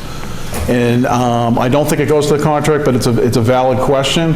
It'd be, if I get a simple answer, it'll be a 30-second discussion at our meeting before our next meeting and just move it forward. I have no problem doing that. I would appreciate that. No problem. So I will withdraw my motion to move that the matter would go to committee. And I will and as acting chair, I'll get an answer for the chair so that she doesn't have to go do that. So you want to go to A&F? Please, co-post it. Co-post it, okay. Just to cover ourselves. Any discussion on that?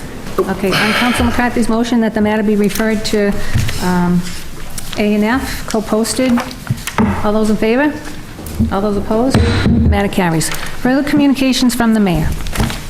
We have an order that the city votes to modify each prior order of this council that authorizes the borrowing of money to pay costs of capital projects, to provide that in accordance with Chapter 44, Section 20 of the general laws, the premium applied to the payment of the costs of issuance of such bonds or notes may be applied to pay project costs, and the amount authorized to be borrowed for each such project shall be reduced by the amount of any such premium so applied.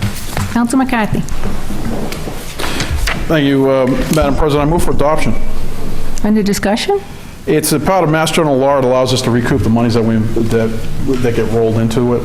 So, I mean, I don't have a problem with it. Other councils may have a problem with it. I mean, it's part of Mass General Law. It basically allows you to, as you're bonding for it, to roll in those incurred costs. So, I think it's a smart way to do business, but some people may have a different opinion. But seeing no objection, I would move to approve.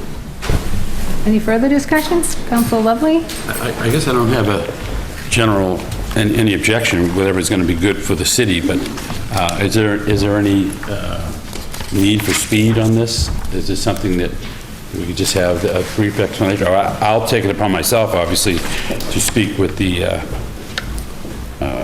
finance director just to get a clarification or look at the statute. I'm sure if it's good for the city, I have no problem with it, but I would like to know what I'm voting on. I mean, basically, it's just a way of taking your incurred costs and rolling them into the bond, and then you can pay for them, and without bond rating being what it is just is more cost effective that way. But once again, being said, if there is an objection, I have no problem. I think it'd be an easy question to ask, so I will withdraw my motion for adoption and move that the matter be referred to the Committee on Administration and Finance, and I will get that answer for the chair at our next meeting. Do you want to co-post it? Co-post it, please. Okay. Any further discussion? Councilor Terrio. Thank you, Madam President. Just briefly, it looks that, the cover letter is pretty thorough on this and just explains that this is because of changes made because the Municipal Modernization Act, which passed back last November. So it's bonds and bond authorizations prior to that going into effect are covered by the old rules, and this is just necessary to cover bonds that we issue going forward from it. So that's the rationale. Any further discussion? On Council McCarthy's motion, all those in favor? All those opposed? Matter carries. Further communications from the mayor. We have an order in accordance with Mass General Law, Chapter 44, Section 53E and a half. City Council authorized revolving funds for fiscal year 2018. Council McCarthy. Thank you, Madam President. I move for adoption. Under discussion? Discussion. According to Mass General Law, every year this body approves revolving funds as a variety of different departments in the city that have revolving funds. It's in a way for money in, money out. They're allowed, and we do it every year. The list comes out, we approve the list. I haven't seen one that's trying to be added, so it's basically approving the revolving funds that we already have, but every year we have to renew it. Any further discussion? On Council McCarthy's motion, all those in favor? All those opposed? Matter carries. Mayor's informational page, none. Motions, orders, and resolutions. Page 10, Council McCarthy. That's right. Your exercise tonight. Thank you. City of Salem City Council, May 25th, 2017, ordered that the monthly financial report dated April 30th, 2017 be referred to the Committee on Administration and Finance. Under discussion? Briefly, Madam President, we just get our monthly reports. We put them in committee just in case anyone needs to refer back to them. At the end of the year, we sweep out the ones that we don't need anymore, and so it's just a matter of housekeeping. Any further discussion? None. On Council McCarthy's... Council President's got the gavel and she's pointing it at me. On Council McCarthy's motion, all those in favor? All those opposed? Matter carries. Further motions, orders, and resolutions. Councilor Sargent. Thank you, Madam President. City of Salem and City Council, May 25, year 2017. Ordered that the regular meetings of the City Council for the months of July and August be combined, held on Thursday, July 20th, 2017. With the dear hope that there's no changes to the schedule, so people can have their vacations. Thank you. Move for adoption? Under discussion, Madam? Move for adoption, Councilor? Move for adoption. We'll move for adoption. Yeah, thank you. Under discussion? Yes, Madam President. In the years past, I've actually voted for this to combine them, but for this year, I'd actually ask that we hold meetings in July and August, both months. In the month of June, we have a meeting on the 8th and the 22nd, and also during the month of June, we have a joint public hearing with the Planning Board with some matters concerning some zoning changes. With that, it goes back to the council for us to act on it by a certain date, which I believe that depending on when the Planning Board hears it, we're going to have to hear it within a certain time. I'm not sure of that time frame for the July meeting. If we're meeting, I think it's the June the 15th we're looking at. The Planning Board has a certain time, and I don't know by the city, if I could ask, just through you, Madam President, due to the city clerk, when we get a recommendation back from the Planning Board, how many days do we have to respond? They have 14 days to get you a response, and then it has to be acted on, I'm really tired, within 90 days, I believe. Okay. So that brings you to September. That still brings us to September, but the reason I would ask that we at least have a couple meetings in the summer for this is that some of these matters, especially with zoning, if we can get some changes to happen, there are a lot of projects in the queue that are about to even start queuing up, and depending on when we do things and what happens the next steps, it could affect what we're seeing on plans. And additionally, from the members of different committees, we have a lot in different committees right now. And I feel as though just having one meeting in July and not one in August can hold up some of these matters. And then we're looking into September, another 2 months for that. I think that some of this, we just need to have the ability to move forward. And if there happens to not be anything on an agenda, then we don't necessarily have to. But I would ask that we still have meetings in July and August. So but tonight I'll vote no for this, but I'm just one vote.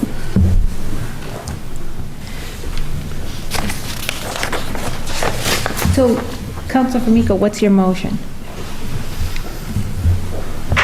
I'm just saying for this one, I'm not going to move for adoption. I would like to keep the meetings for July and August for the purpose of there's a lot in the queue. Councilor Ryan, Councilor Epley. Suspend the rules to allow the clerk to address. It's not unusual that if we have zoning, which is coming in June, to hold a special meeting if we need to move the matters forward for zoning, especially where projects might be tied up. The other thing with that is if council has a lot of things in committee, they certainly could meet on their own to take up the matters in their committees and then in September move on them. Councilor Epley, Councilor Famiko.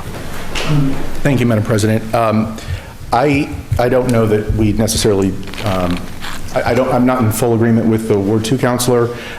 It is traditional to take the month of August off, but I do agree that taking essentially almost 2 months off with just one meeting seems a bit much. I would be in favor of the 2 meetings in July And I'm also contemplating too, when we get to the holiday season as well, there's typically like consolidation of meetings then.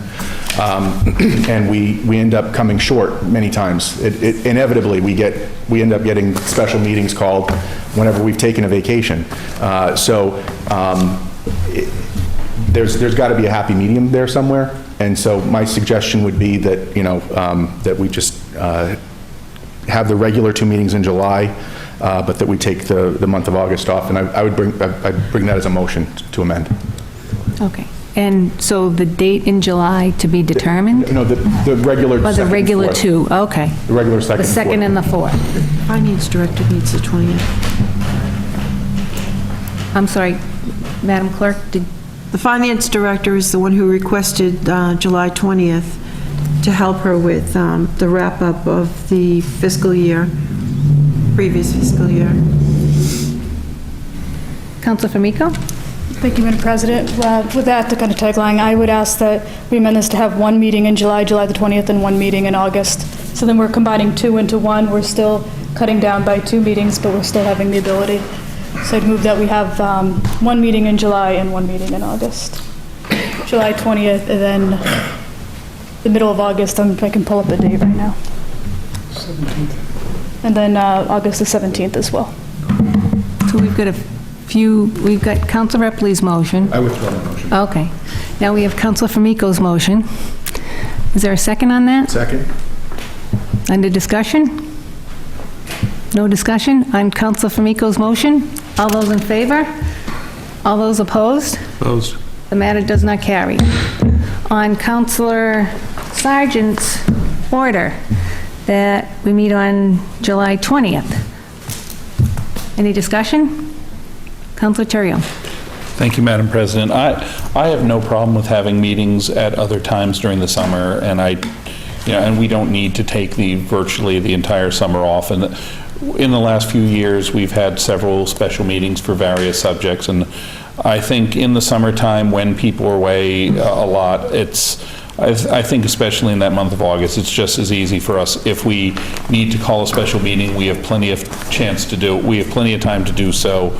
The committees can continue to work, and we can get everything we need to get done, hopefully. And if we need to call a special meeting, I'm sure we'll all be there. Councilor Famico. Thank you, Madam President. I'll continue to vote no on this, but I'll also note that all of our boards and commissions meet throughout the whole summer. Any further discussion? We show up. On Councilor Sargent's motion, all those in favor? All those opposed? Matter carries. Committee reports. Oh, sorry, Councilor Ryan. City Council, May 25th, 2017, ordered that the Committee on Government Services, co-posted with the Committee of the Whole, meet to discuss linking the Winter Island, Forest River, McCabe, Marina Pass with residents of Salem who pay excise tax to the City of Salem. Also invite the Collector's Office and the Park and Recreation Commission. No discussion? No discussion? It's late. Okay. What? What page are you on? Motions, orders, and resolution.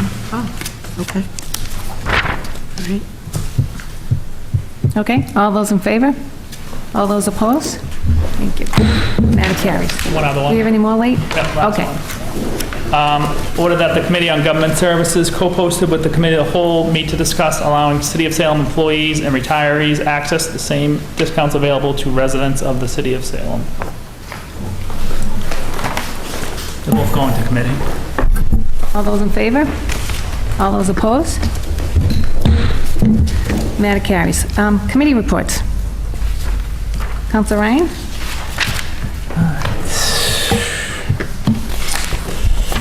This is the second-hand valuables. City Council, May 25th, 2017. The Committee on Ordinances, License, and Legal Affairs, to whom was referred the matter of granting certain licenses, has considered said matter and recommend approval. Second-hand valuable, Moon Baby, 302 Essex Street in Salem.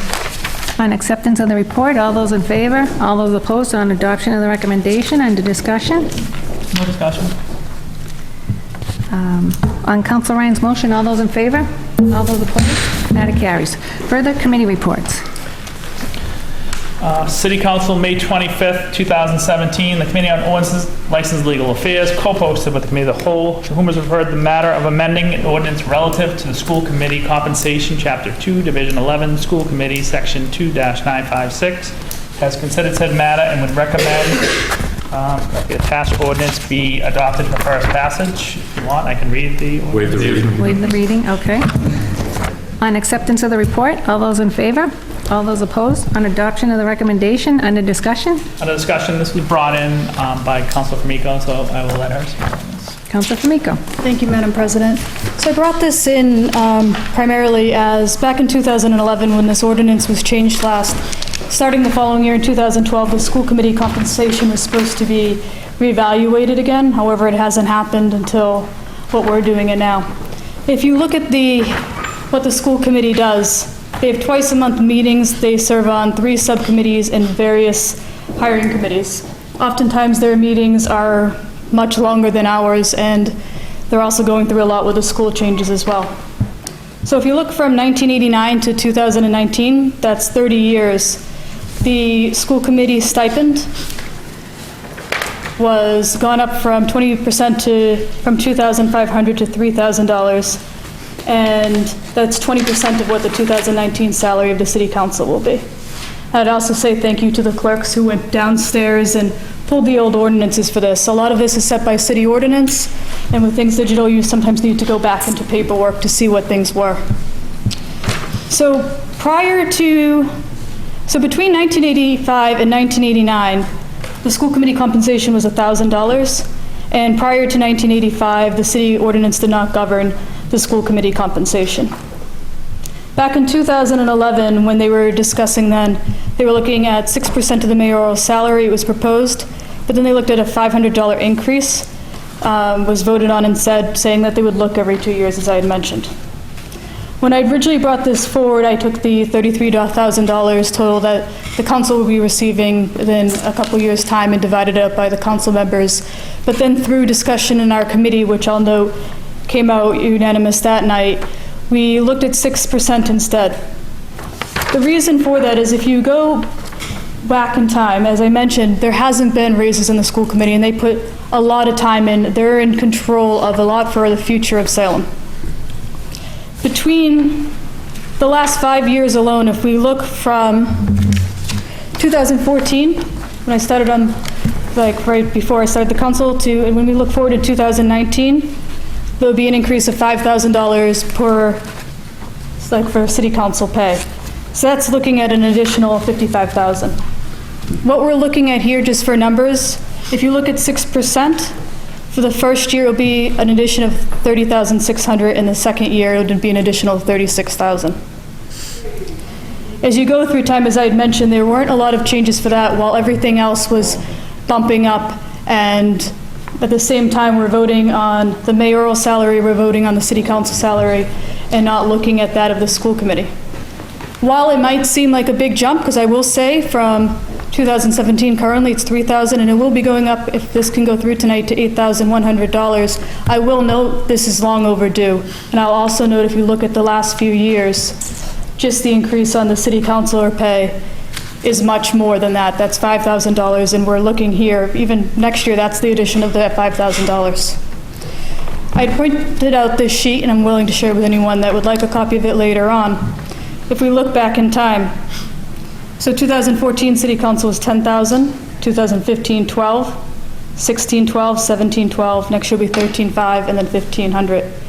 If you look at the mayoral salary in 2013, it was 80,000. Looking forward to 2019, we're looking at 150,000. That itself is almost double. And I know people say we can put a little bit now and then do it again next year, but as history's shown, that did not happen. I think it's long overdue. I think it's time for us to act on this now. The people who are on the school committee do put in these hours. Their current salary, or their stipend, I should say, sometimes cannot even afford childcare services for those who might want to serve. And I'll also note with that, Madam Chair, that at our meeting, we had our Director of Human Resources, and I'd also add that she reached out to our retirement board, and the head of retirement reached out to their legal counsel. and this was after the city solicitor had looked at things, and this would not trigger a pension, retirement, or benefits. I know that even then there were some concerns by people that it could trigger retirement later on. And even if it did, I would be okay with that. These people do a lot, and I don't understand why it's okay for us to receive it, but not for them, especially, Madam Chair, for the counselors, we're also privy to retirement and to benefits. Myself, I do receive a city plan. Mine's close to about $6,000 for my health and dental. Other plans can go up to $15,000, which can bring someone's salary in 2 years' time close to $30,000, or in my own regard, that would be $21,000 if I was on the council at that time. And we're comparing it to the school committee. That just seems not fair to me. And one final note, the current stipend for the school committee is $3,000.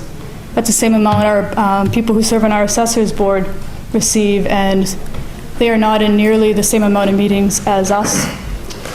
So I would like us to move forward with this tonight, Madam Chair, and to thank those of the school committee members who have put in so much time for this thus far, and to thank the HR director for her work and some of the research for this as well, Madam President. Thank you. Councilor Fury, Councilor Sargent, Councilor Lumley.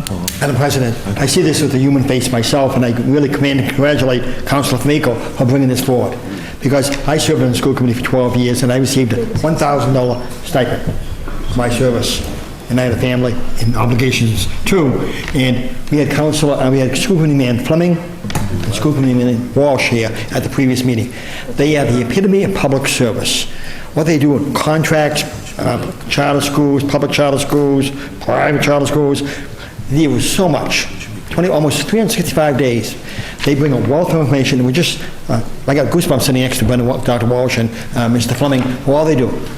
And I hope this passes, because we see it with a human face. I hope we encourage the best and the brightest to run for office. We're going to dearly miss school committee man Amaro and school committee woman Amaro and school committee man Dr. Walsh for their service. We need to attract the best and the brightest. I think this is a step in the right direction. And the key word is stipend. Stipend. It doesn't involve retirement, medical benefits at all. When I was on the school committee, I should receive $1,000, no medical benefits, no retirement. So I hope we don't compromise this situation there. The mayor was at a previous meeting, and she said she concurred fully with a increase in the stipend. And the school committee, Fleming and Walsh, were very agreeable, very positive. Stipend, no benefits, no retirement, nothing. So what we're doing tonight is just to say thank you very much for school committee, for what they do. They're the personification of public service. Thank you. Thank you. Councilor Sargent, Councilor Lovely. All right, thank you, Madam President.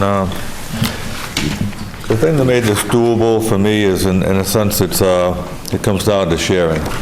It was, the thing that got this through for me was your own order to eliminate benefits for the city council, the potential to be $110,000 to $150,000. So if we eliminate that possibility of having that money go out, even what we pay now with the councils that get benefits, it will more than pay for this raise. So sometimes when you're going to spend city money, you got to find a place to get it from.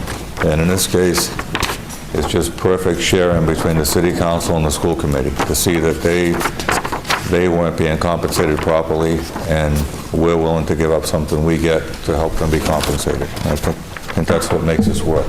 Thank you. Councilor Lovely.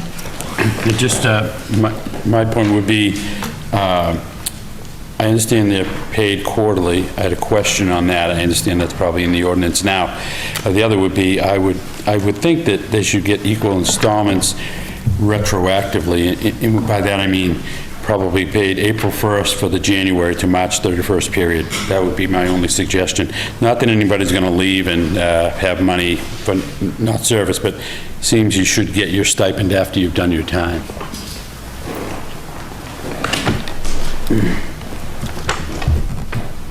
Any, Councilor Ryan? Thank you. I was on the council back in 2011 when we looked at the school committee, and the big issue with not increasing at the time was the benefits. And I just thought it was so hypocritical of us that we get the benefits, we get pay and stuff, and I don't blame anyone for it. If you get the benefits, it's there, use them, that's fine. But the fact that it's been so long for them to get a raise back in the late 80s, I mean, late 70s, early 80s, Prop 2.5, the school, before that time, the school committee used to hire and fire everybody. They hired, now they just hire the superintendent, and the superintendent takes care of everything. I don't even know if they got paid back then when Councilor O'Keefe was on, my father, a couple other people, and then when you got on, they add the $1,000 stipend, so I think it's fair to do that. I mean, I just think it's hypocritical if we didn't pass this. As far as whether to take the benefits away, that's another issue. I mean, it could pay for it. I mean, potentially everyone could take health insurance. I do the pension, why not? The option's there. It's not like it would be anything, but I'm totally in favor of giving this to the school committee, and I think it will attract more people to come out because they do put a lot of time in. Sometimes I think they do more work than us because there's stuff during the day that they do that I couldn't do working my job, so. Thank you. Councilor Fumiko, did you have something further? So, Councilor Lovely, are you offering a friendly amendment to the schedule? Is that what you're doing? I believe that Councilor Fumiko has made a change, I think. Councilor Fumiko. Thank you, Madam President. Could we amend the ordinance to say this stipend shall be paid retroactively to members in 4 equal installments? Okay. And then we'll say in 4 quarterly equal establishments, because then we're not going into the months, so shall be paid retroactively to members in 4 equal quarterly installments. Just leave it like it is, January, July. Well, the thing with not have with the January part, because the retroactive, it goes into the calendar year, but if we say quarterly, it can go into. Councilor Epley. Thank you, Madam President. Just offering just a friendly suggestion that instead of using the word retroactively, that I'm just concerned about that word, perhaps saying that stipend shall be paid to members in 4 equal installments in March, June,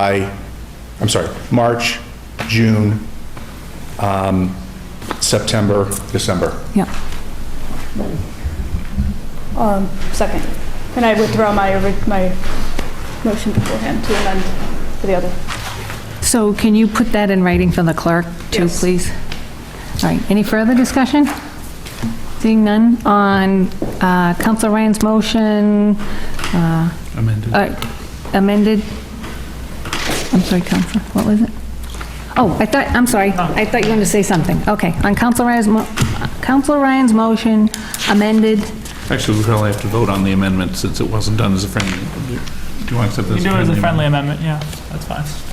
Okay, all right, then on Councilor Ryan's motion, all those in Roll favor? call vote. It's an ordinance. Roll call vote. Right? Under discussion? We just had discussion, but sure, I'll allow it. Thank you, Madam President. After receiving the good Ward 2 counselor's memo on this a while ago, I reached out to the city solicitor on this, and I suggested to her that we tie it to the mayor's pay, similar to what the city council did years ago for the city council members as well. And I had suggested a 4% pay, not pay, but stipend.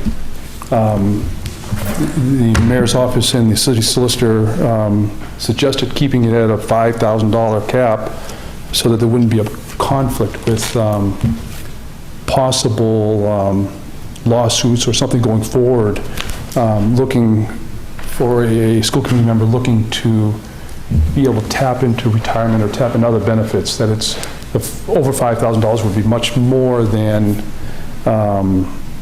would typically be received for a stipend, if you would, for reimbursables. Just to clarify that, I have no problem at all with this raise. I want to simply point out that should it be tied to the mayor at 6%, in January it would go to $8,100, as the good Ward 2 council pointed out. The year after, it would go up to $9,000. So a difference in 17 months, we would be tripling that stipend to the school committee members. That's a huge increase, but it's in percentage-wise, but it's a small increase by the work that they do. So I'm rising in support of that increase because the school committee members do such good work and put in a huge number of hours to do this work. So just to clarify, it would go to $9,000 about 17 months from now, if it's based upon 6% of the mayor's salary. But I support that increase over what I recommended to the city solicitor earlier. Okay? Thank you, Madam President. Thank you. Okay, Madam City Clerk, call the roll, please. Counselor Terrell? Yes. Counselor Sargent? Yes. Counselor Ryan? Yes. Counselor McCarthy? He's recused. He's recused, okay. Counselor Lovely? Yes. Counselor Fury? Yes. Counselor Famico? Yes. Counselor Epley? Yes. Counselor Dibble? Yes. And Counselor Milo? Yes.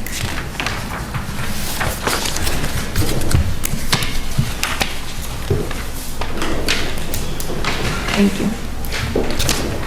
On the matter of first passage for the ordinance regarding the school committee compensation, we have 9 counselors voting, 1 recused, 1 absent, 9 in the affirmative, 0 in the negative. The matter carries. Madam President, I don't believe we voted on the amendment first. It was a Friendly It was amendment? friendly. Never mind, and I move for immediate reconsideration and hope that it does not prevail. Councilor Famico moves for reconsideration in the hopes that it does not prevail. All those in favor? All those opposed? The matter does not carry. Further committee reports. Councilor Ryan. Thank you, Madam President. Committee on Ordinance, License, and Legal Affairs, to whom is referred the matter of taxi operator hearing, has considered said matter and would recommend that Joselito Gomez's taxi operator license be granted. On acceptance of the report, all those in favor? All those opposed? On adoption of the recommendation, under discussion. No discussion. Okay. On Councilor Ryan's motion, all those in favor? All those opposed? The matter carries. Councilor Fury, will you take the next one, please? Sure.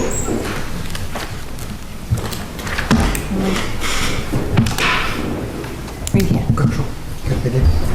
Thank you.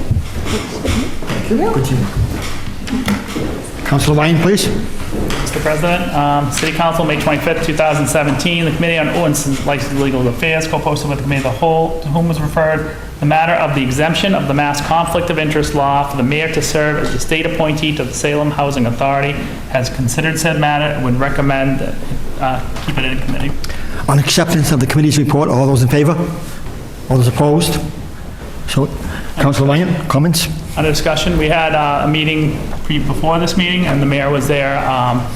The issues that we talked about, the fact that there's 5 members on the Salem Housing Authority, 4 appointed by the mayor, the 5th is appointed by the governor. The governor appointed the mayor, and she had to come in front of us because of the conflict of interest law, because the city dealing with the housing authority, as well as, I don't know if she would accept the pay. They get a small stipend or whatever they get quarterly.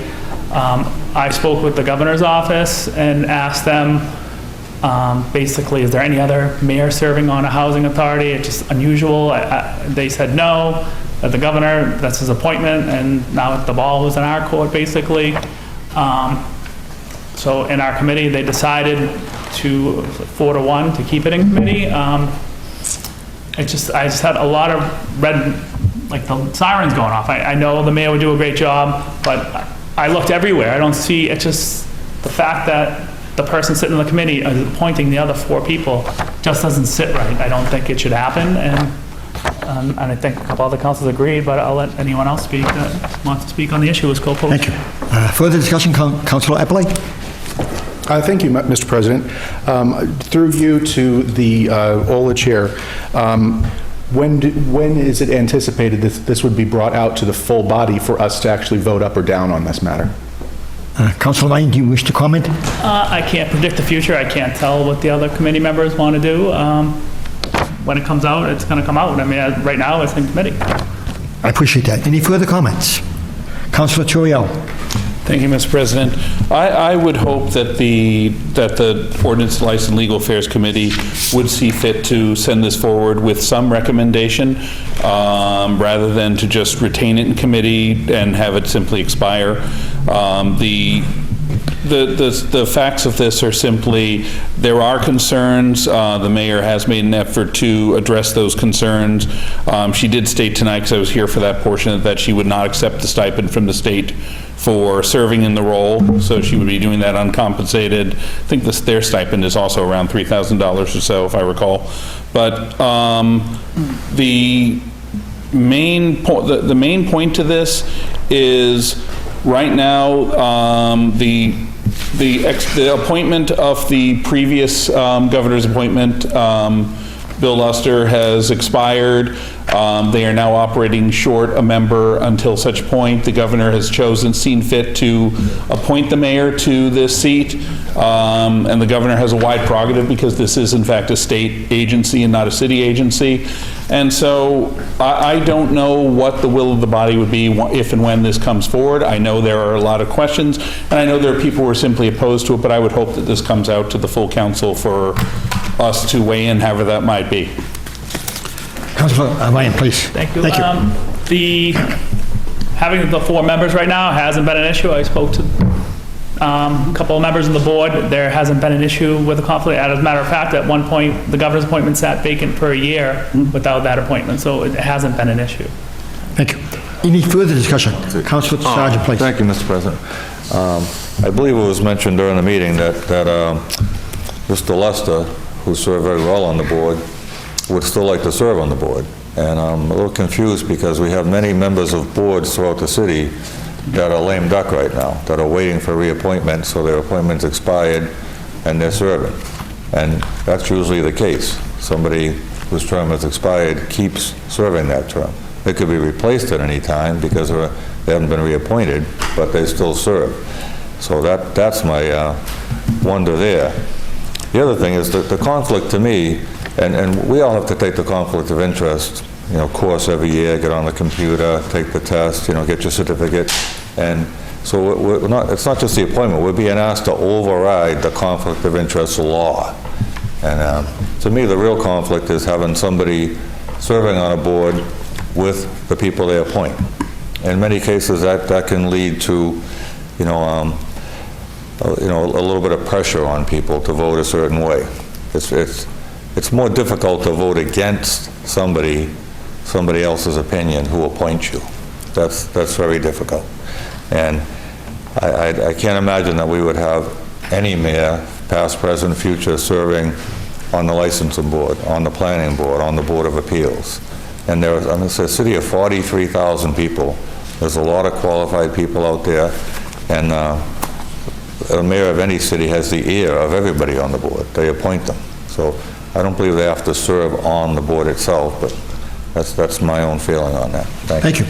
Any further? Councilor Epley, please. Thank you, Mr. President. I would just point out that earlier tonight, an issue was raised regarding a potential conflict of interest of one of the members of this body on serving as the attorney for petitioners coming before this body, and then turning around and serving as a judge in making a determination with votes before this body.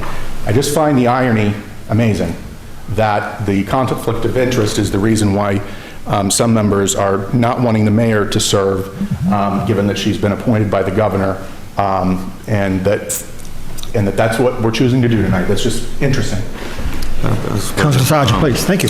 It is very interesting that on a certain petition, I don't believe the councilor in question was serving for the petitioners. The councilor in question had 500 of his constituents. Now, mind you, we just went through issues with voter rights violations and people not being allowed to vote. We had, on a petition, 500 and something people who signed a petition to put something on a ballot whose names were questioned. Now, those people are citizens of Salem. And I believe that's what city councilors do. They represent the citizens of Salem. So for a councilor to come and back up their right to participate in the democratic process, I believe that's exactly what we're elected to do and what we're sworn to do. And I commend Councilor Lovely for doing that. Thank you. Thank you. Any further discussion? Yes, please, Councilor Dibble. Thank you, Mr. President. It was being a member of the committee who had spoke on this earlier, It was I who recommended that perhaps the governor would like to reconsider and possibly reappoint Mr. Luster back onto the Housing Authority Board, because in my opinion, he was doing a very good job. I attended meetings and followed up on other meetings that I did not attend. I attended a meeting and I saw him go to bat for the residents in the Housing Authority properties. I liked the job that he was doing. He was, you all know, he was my opponent in the last election, but Bill Luster's also been a friend of mine for 31 years or so.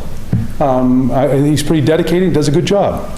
My issue was on with the mayor coming on here and losing the checks and balances and it being a potential conflict of interest, whereas she appoints the other 4 members and she would also be the 5th member. So basically have pretty much control of the whole board.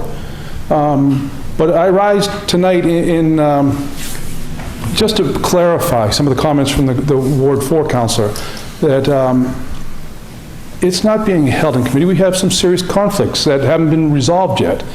And I hope that, again, the governor would simply reappoint my friend, Bill Luster, back onto the Housing Authority. Thank you. Hearing no further discussion, what's the will of the council? Would you like to have a simple hand vote, or would you like to have a roll call? Hearing no, so it should be a hand vote. All those in favor of the recommendation of Councilor Ryan to keep it in committee, please raise your hand. I count 1, 2, 3, 4 to keep it in committee. For those who wish not to keep it in committee, please raise your hand. 1, 2, 3, 4, 5. Councilor Epley. It does not pass. It does not pass. 5-4 vote. Is there anyone? Councilor Epley? I don't seek recognition. Okay. Councilor Ryan? I don't know what that does because it's going to stay in committee anyway, so. Yeah, okay. Appreciate it. Thank you very much. I just find it hypocritical when earlier in the meeting, you don't want people to vote on an issue, but then on this issue, people want us to vote on an issue. It's just like, okay, whatever. Councilor McCarthy? Here you go. Thank you, Mr. President. I don't consider anyone hypocritical. I just look at it as I would hope that the committee voted to keep it in committee, so it's going to stay in committee. No matter the vote we just took this, I don't know, but I guess it goes down to the basics of breaking down the question. The question is, the governor has an appointment to the board, and he decided to put the mayor there. So the question, I mean, you can call it governance council all you want. The person, I guess the person that I would recommend to the committee chair or through the city solicitor, through the chair, would be to contact the ethics commission, because the ethics commission is the question. The ethics commission is what the question is in front of us, in front of the committee specifically, because that's where it got referred. The question is, the mayor has identified, because of the appointment, I believe the Ethics Commission looked at her and said, there could be a perceived conflict, you have to acknowledge your conflict, and then the council has to accept the fact that you have a conflict. To override the conflict. This body has done this in the past. We've had firefighters, because they are employees of the city, that have ran the chemicals at the pool because they had the proper degree. So they came in front of this body and we had to acknowledge the fact that there was a conflict because they were getting paid through the fire department and they were also going to get paid through, I assume, the Park and Recs department in order to, same thing with the building inspector. When Tom St. Pierre was also the building inspector, he also was a part-time harbor master. There are conflicts. You acknowledge the conflict. So I commend the chair to going to ask the governor's office, but I think the question should be to the Ethics Committee. What are this body's options? And that's what I would hope, those questions will get asked, and then we can move the question. That's it. And the Secretary of Housing under Governor Baker, the former mayor of Gloucester, did not renew Mr. Luster's appointment. And it's highly unlikely that she will keep that, change that situation. So I think it needs to be something on the committee. Irregardless of what happened at the state level, all I'm saying is if this body has unanswered questions with regards to, it should be an ethics question. So someone, either the committee through the chair, or the chair should reach out to the city solicitor and have the city solicitor to find out exactly what the framework is of the question we should be answering. Because the appointment came from the state, and that position on that board is a state appointment. It is not a city appointment. Thank you. Thank you, Councilor. Thank you, City Council. We'll go on to the next matter.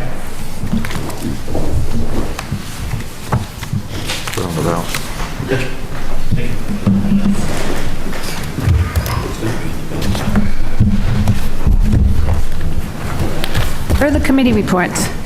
Councilor Famico. City of Salem and City Council, May 25th, 2017.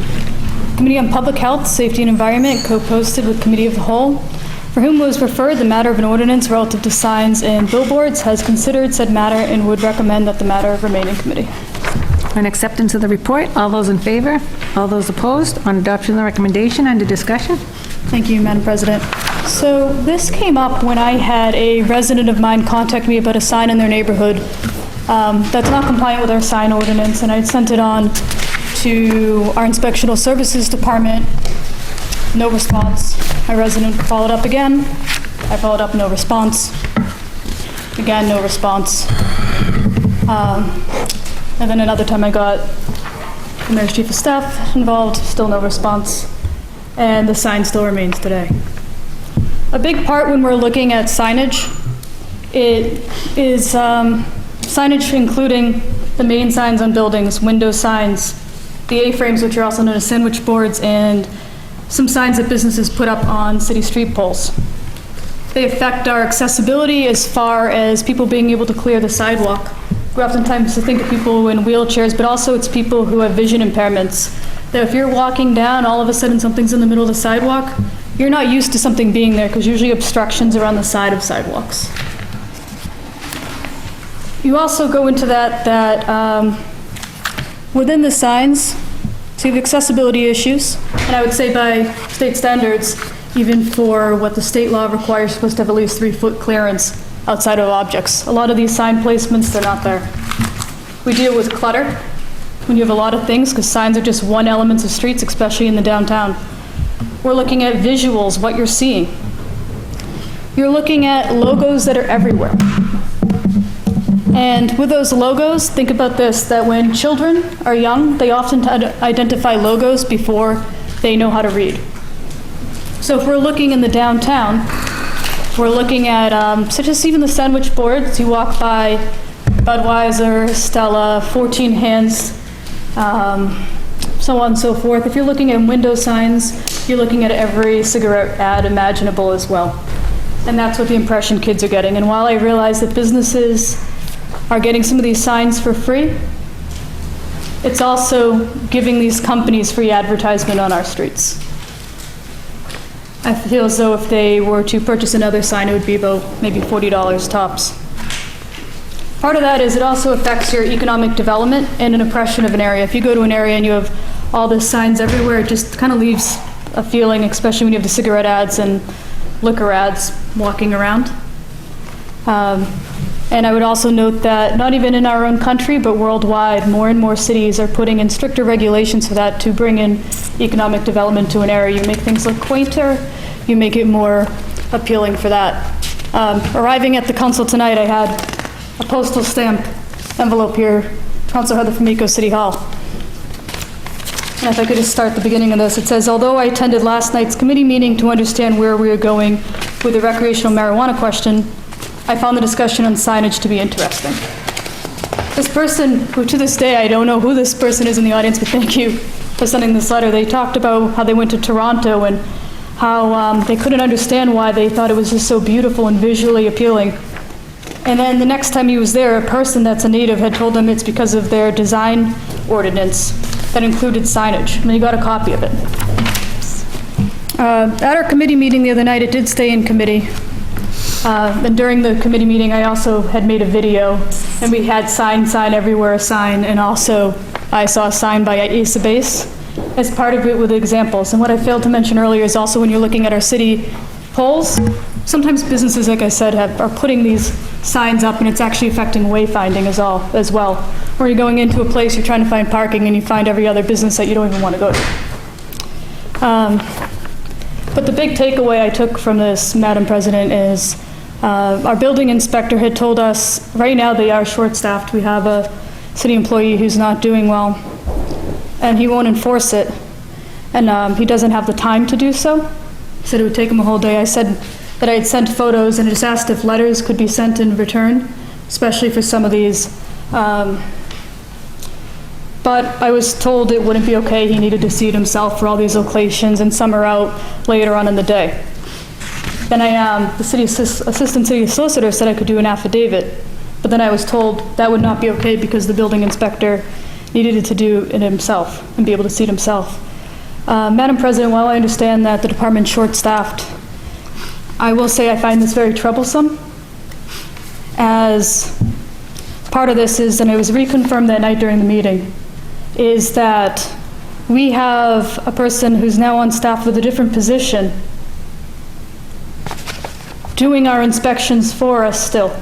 That person's unlicensed, their license has been revoked, and our building inspector is signing off on things he hasn't seen.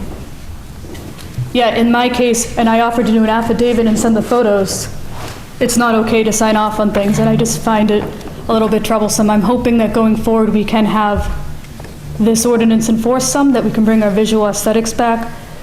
The Department of Public Services, I will note, has said that they'll be moving forward to remove some of the signs from city poles, at least to get that going, because they find it as being an area of concern. But for the rest of it, I hope that we can start carrying out what the Planning Department and the Salem Redevelopment Authority puts forward as their guidelines.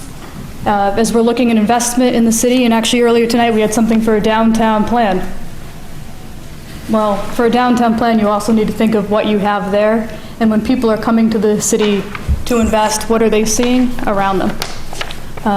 So with that, Madam President, I will say this is going to stay in committee, but I do hope that going forward that we can have some of this taken care of. Thank you. Councilor Fury. Just as a comment, as a member of Public Health and Safety, Madam President, your passion is unparalleled, Madam Chairperson, in this issue. And we kept it in, possible voters to keep it in committee. But your 5-minute presentation, PowerPoint, amazing. 21st century technology, and very impressive to all of us. A lot of work behind the scenes. Everything you do seems to have the magic touch of passion and perseverance. So we appreciate your love and your effort in this effort, and we hope something can be done. Thank you.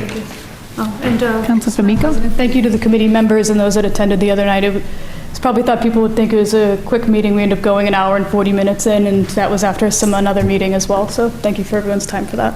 Any further discussion on Councilor D'Amico's recommendation? All those in favor? All those opposed?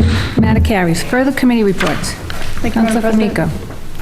City of Salem and City Council, May 25th, 2017. The Committee on Public Health, Safety, and Environment, to whom was referred the matter of discussing current issues related to the establishment of recreational marijuana outlets in Salem, has considered said matter and would recommend that the matter remain in committee. On acceptance of the report, all those in favor? All those opposed? On adoption of the recommendation and the discussion? Yes, thank you, Madam President. First off, I'd like to thank our Assistant City Solicitor for compiling a lot of information regarding this topic, and for the good Ward 1 Councilor for bringing this in. Currently in the state, there is a lot in flux in regards to this topic. As we all know, our state treasurer is figuring out what to do next, as well as all different areas and different cities and towns are responding in different ways. Within our committee, we looked at the timeline of what's happening, and there's different areas that different cities are doing. Some are doing a moratorium so that there will be no dispensaries at all. There's also the ability to look at the way package stores are set up, or to set a certain amount. There's all different options. And also you have to look in zoning and what's required for that. Currently in Salem, we do have the one medical facility, and we have a couple others that are also looking to potentially open shop. It's been a big part of discussion, and in fact, that even our Student Government Day, I think it was about a month and a half ago now, that was their topic of discussion. For my student, he and I first went to a Destination Salem board meeting, and I asked him if he was at least 18. He said yes, and I said, do you mind if I drive you around? And he said, okay. So we drove around, and first off, I pointed out what zoning is to him, and we drove through different areas so we could see the commercial areas, the business parts, the residential. Then we took a ride to the current medical facility, and he had the ability to talk to the security guard there and hear how their process works. When we came back downtown, we showed the zoning map and how that all works out, and also talked about city ordinances, one of which, and actually came up during that night, is signage that you're not going to have a 5-foot neon flashing pot leaf in the window, hopefully, if it's taken care of. But with that, it's just, there's a lot to it. And that day, they all debated. We had kids from all different schools in Salem, and they were here and speaking on the matter and what they thought. And even those students were okay with having these facilities. In my own opinion, we look at this and how things have changed so much within the last 30 years on this matter. Recently, I have an aunt who passed away about 3 weeks ago, and prior to her passing, she was a very tiny woman. She couldn't take certain prescription drugs because it would make her ill. Instead, she was out in California, she'd have her order delivered to her, and it would help with this matter, so we have to think of that. And also, when you look at things, I think in general, it needs to be destigmatized. A lot's changing with that, and part of it, if it's people's medication, I don't think it needs to be way out in the middle of nowhere. People have to be able to access it from public transit, and some locations, even where we currently have, it's about a 2-block walk, at least, from the nearest bus station. And for certain people that are elderly, that are relying on services, whether through the senior center or whatnot, that you have to book rides a certain amount in advance. So I think we need to be more open to this. The committee right now, we opted to keep it in committee because there is so much in flux, and we have a lot of questions we still need answering to before we go and look at amending any zoning or making any decisions on this matter. But we had some great questions that night from different counselors, and Vicki provided us with a wealth of knowledge even beforehand to my student for the Student Government Day. So we're keeping it in committee. We're not going to be moving fast on anything for this because it needs to be a thoughtful discussion. Thank you, Madam President. Thank you. Any further discussion? Seeing none, Councilor Dibble. Thank you, Madam President. I thank the good Ward 2 councilors' efforts on this. Clearly, we need to do something so that we have some rules in place when the time comes. I really enjoyed the Salem High School students' conversations on this very topic. I had met with the good at-large Councilor Milo and Councilor Fury with our students having breakfast. Once breakfast was done, I received a phone call, can you take a second student? And sure. And what a thoughtful conversation the three of us had for the next 2 hours as we toured every single department, in between talking about medical marijuana and recreational marijuana, how close we should be able to sell it to elementary schools. So there's a lot of good thought that needs to go into this, but it's amazing how Salem High School students got it and proposed a plan and moved forward with intelligent conversations. So we have a lot of shining stars coming out of Salem High School. I rise just to bring to attention on a very related matter, not recreational marijuana, but medical marijuana, that the South Salem Neighborhood Association is having an informational meeting on June 20th, 7 o'clock at the Enterprise Center at Salem State. 2 different developers are thinking of coming into Salem with locations for additional medical marijuana facilities. So if people are interested in that, they should go to the June 20th meeting. And perhaps, I believe both of these are located in Ward 5, but perhaps the good Ward 5 counselor might have more comments on this. Thank you. Councilor Terrio. Thank you. In fact, I do, and I guess I thank the Ward 7 counselor for doing part of my job for me just there, but just to be clear, right now in Salem, there is one medical marijuana clinic. It's on Grove Street, underneath the Moose Lodge, and has been, by all accounts, a good neighbor without any security or police problems or public safety issues. And they are, as part of their agreement with the city that allowed them to come here without opposition, they're putting money back into the neighborhood. So a little over $80,000 in the first year, and from their first year of operation, their second year payment will be given to the city in late June. That's when they, by their community benefits agreement, do so. And at the current time, we do have 2 additional companies that I am aware of. Both are looking to take locations in Ward 5. One is on Lafayette Street, one is on Canal Street. and they're two different operators that are both looking to this. And again, I referred them to the South Salem Neighborhood Association to organize the neighbors and abutters to come hear this, and because ultimately, what happened with our previous medical marijuana operator is they worked with the ward counselor, they worked with the neighborhood association over Mac Park, and the neighbors, although there were fewer residential neighbors over there, and they looked at the location and they came up with they decided, yeah, this is good. This will be good for the community. This isn't going to cause a problem. And sure enough, because they operate by appointment, because they have good security, it hasn't caused a problem. Well, from this standpoint, how many of these do we want? That's a question that we have to answer as a community. There's no real inherent problem with the medical facilities. The question will come with recreational dispensaries or just recreational shops, and the rules for those are still kind of in flux. The treasurer right now has responsibility for setting up a commission for that. The legislature is considering making some changes, all unspecified so far. We got some information about the prospective timetable at our Monday night meeting, where they're looking at having recommendations ready for the legislature as a whole to vote on by the fall, with plenty of time to implement things. As of right now, there's a moratorium on any establishments being created until July of next year. So to give them time to do their work, make any decisions, and then let the cities and towns work with that. So right now, there are still a lot of open questions about recreational use and licensing and permits and all the like. But from a medical standpoint, we already have a pretty good framework in place. Any medical marijuana provider is considered a medical clinic, and they have to apply through the ZBA for a special permit in a place that's permitted for it.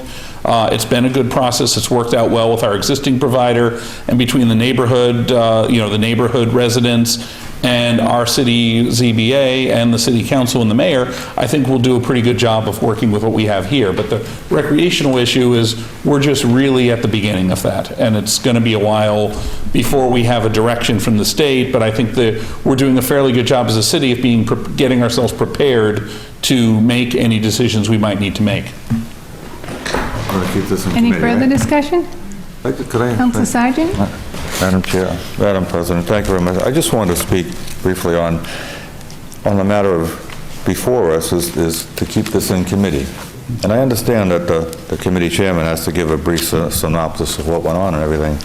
But there's so much more left to do on this, that if we take everything that's going to stay in committee and talk for 10 minutes on it, we're going to be here till midnight. We have a lot of business to get through here. So I would ask respectfully that if things are going to remain in committee, that we give a little talk on them and then allow them to remain in committee for further study. So if you could, thank you. Any further discussion?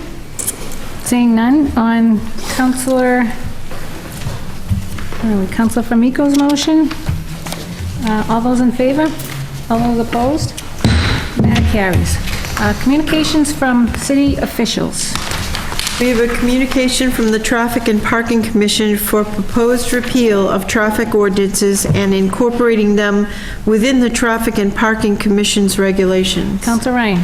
Thank you, Madam President. I move that we refer this committee on Ordinance and Legal Affairs and co-post it with the committee as a whole. Under discussion? These are a bunch of changes as far as what the Traffic and Parking Commission will be taking over. So there's a lot to be looked at, and I think the whole council needs to look at this, whether we do Ordinance and Legal Affairs, co-post committee of the whole. I mean, we can't do a committee of the whole, we used to do. Whatever the will of the body is, but I propose that Committee on Ordinance and Legal Affairs co-post with Committee of the Whole, because it's going to affect the whole council. Further discussion? Seeing none, under Councilor Ryan's motion, all those in favor? All those opposed? The matter carries. Petitions. We have a petition from McLean Middleton on behalf of Cellco Partnership DBA Verizon Wireless for a grant of location to install one wireless antenna in the public right-of-way on the existing Verizon Telecommunications National Grid utility pole at 120 Margin Street. Hearing ordered June 8th, 2017. Further petitions? Madam President. Oh, Councilor Thank you, Madam President. Just on that petition, is there any way that prior decisions from the city council regarding wireless postings could be provided to them? Because I know that we dealt with that last year, I believe it was, just so that they're aware coming into that hearing what we normally expect. Sure, we can ask I think it was the Assistant City Solicitor that did all the work on that, so we can definitely ask her. Thank you. Further petitions? We have invitations from the Salem Veterans Council to the City Council to attend the annual Memorial Day Parade and Ceremony of Remembrance on Monday, May 29, 2017. Councilor Ryan. Moved, received, and placed on file. Any discussion? On Councilor Ryan's motion, all those in favor? All those opposed? Matter carries. Further petitions? We have a communication from Salem Wreaths Across America informing the council of a date changes to their carnival to be held at the Salem Willows Park and Recreation Commission approved new dates.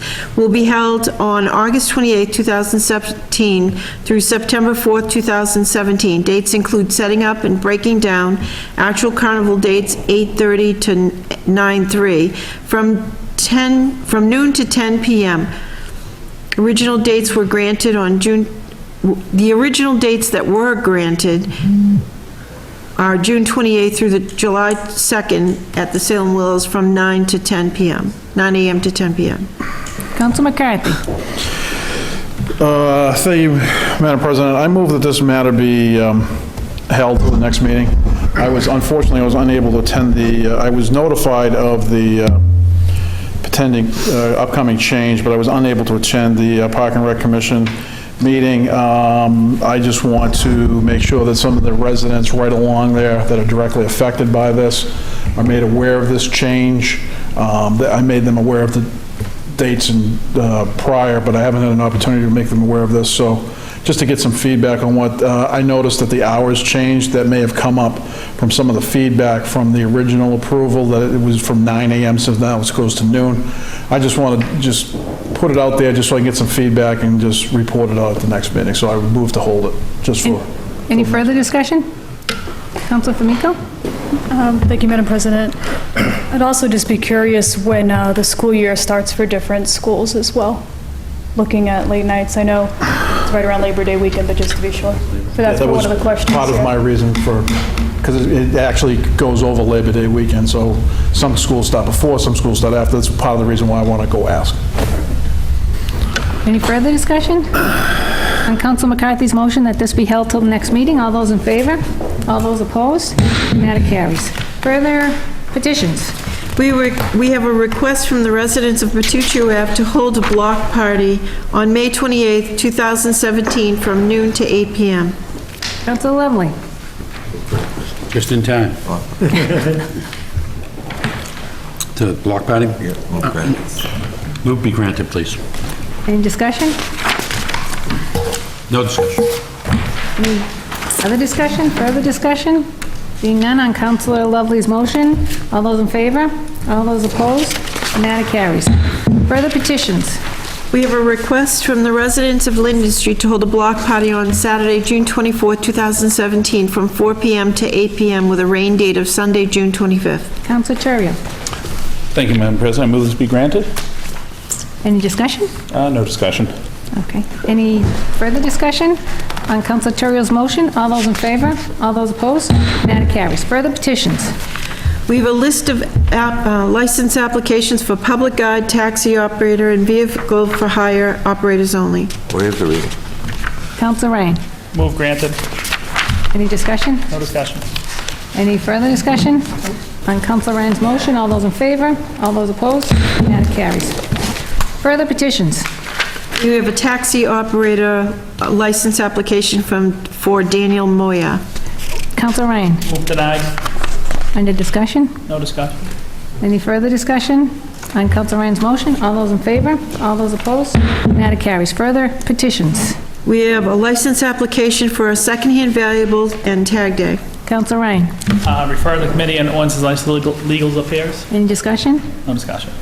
Any further discussion? Seeing none, under Councilor Ryan's motion, all those in favor? All those opposed? Matter carries. Further petitions? We have a drain layer contractor operator license application for E.B. Rotondi and Sons. Councilor Ryan. Move granted. Under discussion? No discussion? Any further discussion? Seeing none on Counselor Ryan's motion. All those in favor? All those opposed? Motion carries. Further petitions? We have a list of claims and one subrogated claim. Counselor Ryan. Refer to Committee on Ordinances, License, and Legal Affairs. Under discussion? Discussion. Any further discussion? Seeing none under Counselor Ryan's motion. All those in favor? All those opposed? Matter carries. Further petitions? We have a list of bonds for constable, drain layer, and signs. Counselor Ryan. Refer to the Committee on Ordinances, License, and Legal Affairs, and return approved. Discussion? No discussion. Any other discussion? Nope. Okay, on Counselor Ryan's motion. All those in favor? All those opposed? Matter carries. Unfinished business. Counselor McCarthy? You're going to do the second passage for the third item on page 19? Yep. Tabled from the last meeting, the second passage of an ordinance amending Chapter 2, Section 2-2064, creation of an inclusionary advisory commission. No, we're doing the one... No, it's... No, next thing in line is this. Number 2. Exclusionary committee. Oh, okay. 19, that's first. We didn't do that earlier. I don't know, it says move, second and final passage, I don't know. You have to remove from the table. Somebody has to take it from the table. You have to All right, so we gotta remove, a motion to remove. Motion to remove from the table, or leave. Okay. Under discussion? There's no, there wouldn't be a discussion on removing from the So table. we're voting on the, removing from the table right now. You can have discussion, but I don't, you can't. Okay, all those in favor of removing it from the table? All those in favor? All those opposed? That matter carries.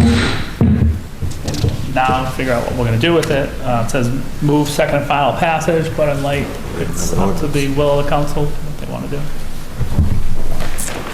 Is that your motion? We don't have an ordinance to match it, right?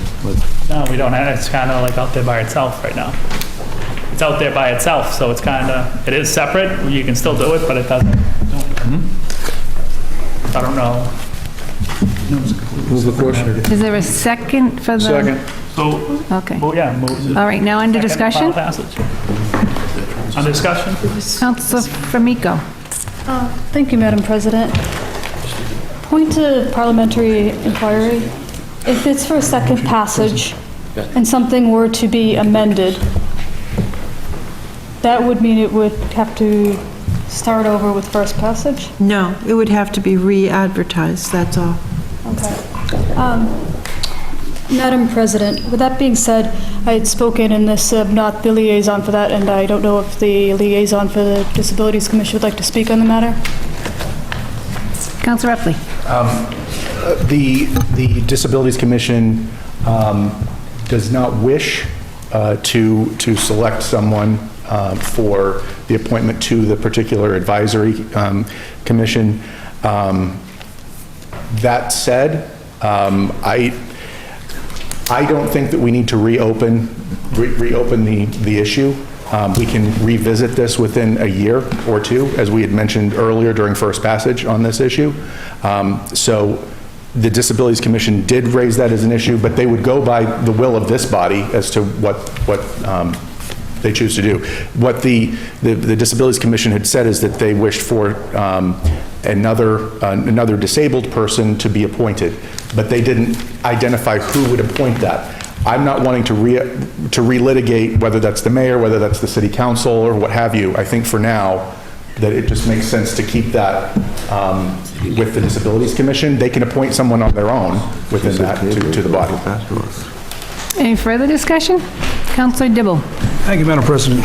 Just to clarify, I believe prior to this matter being tabled, that I had a motion on the floor, and I think that when the matter comes off of the table and is before the commission, my motion rises back up. Thank you. If you want to keep an information, Counselor- you have in the background. Counselor Dibble, can you reiterate your motion?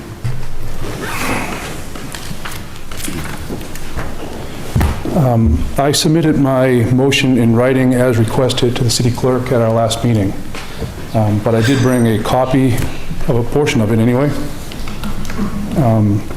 So I moved 2 weeks ago, and I therefore do again right now, that we honor our men and women veterans by having the Salem Veterans Council appoint one Salem veteran to the Inclusionary Advisory Commission.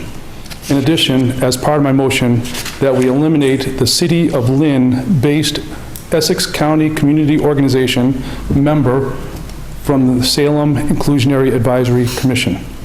And I ask for this, Madam President, by roll call vote. Thank you. Any discussion? Is there a second? Oh, second? No. Is there a second? Second. Second. Council Sergeant, that's a second? Yeah. Okay, now into discussion. Council Turiel. Thank you, Madam President. One thing that we did with specify in the ordinance that we are working on second passage of is that we recognized ECHO as a representative of the faith-based community. We also specified that any appointee must be a Salem resident. I don't think where the organization is domiciled is as important. Essex, they are an Essex County-based organization, but they would be required to submit to us a Salem resident. So I don't think, I don't need to refer to them as Lynn-based or anything else. They're a regional group, but they are a part of, as I mentioned, our faith-based community, which is what we were looking for in this, and we chose ECHO in the discussion as representative of them, as a representative to bring us a member appropriately. The other thing I'd say to this is I have no problem with the city council or the mayor appointing a veteran to it. I don't believe that should be something that we do by statute as part of this, as an official part of this committee. I don't think, frankly, I think here in Salem, veterans are not a disadvantaged group. Veterans are a very much advantaged group. We have a lot of respect for them. We have a city department that does a wonderful job of taking care of their needs and servicing them.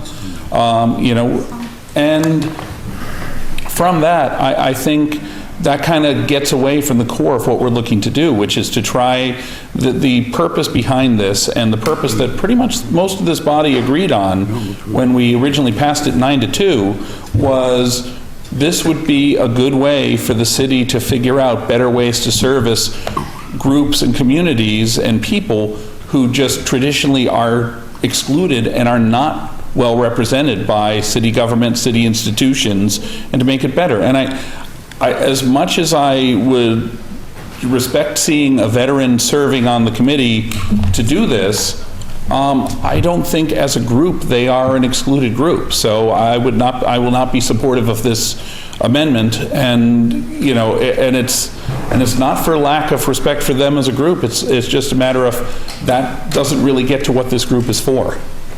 Council Fury. Madam President, at the last meeting, I think Chairman Ryan mentioned that the Veterans Council decided in their judgment not to take part. Has there been any progress or any change of their opinion from the Veterans Council to be a part of this? Councilor Ryan. And as far as I know, they don't want to be a part, but Councilor Dibble spoke with the Veterans Council. I wasn't at the last meeting because I had Little League baseball game. But every communication that I had, except for that night, was they didn't want to be a part. They have veterans group, they have stuff, but I'm not sure what, Councilor Dibble spoke to the chairman. I don't know what they said, so. Councilor Fury? Yes, please.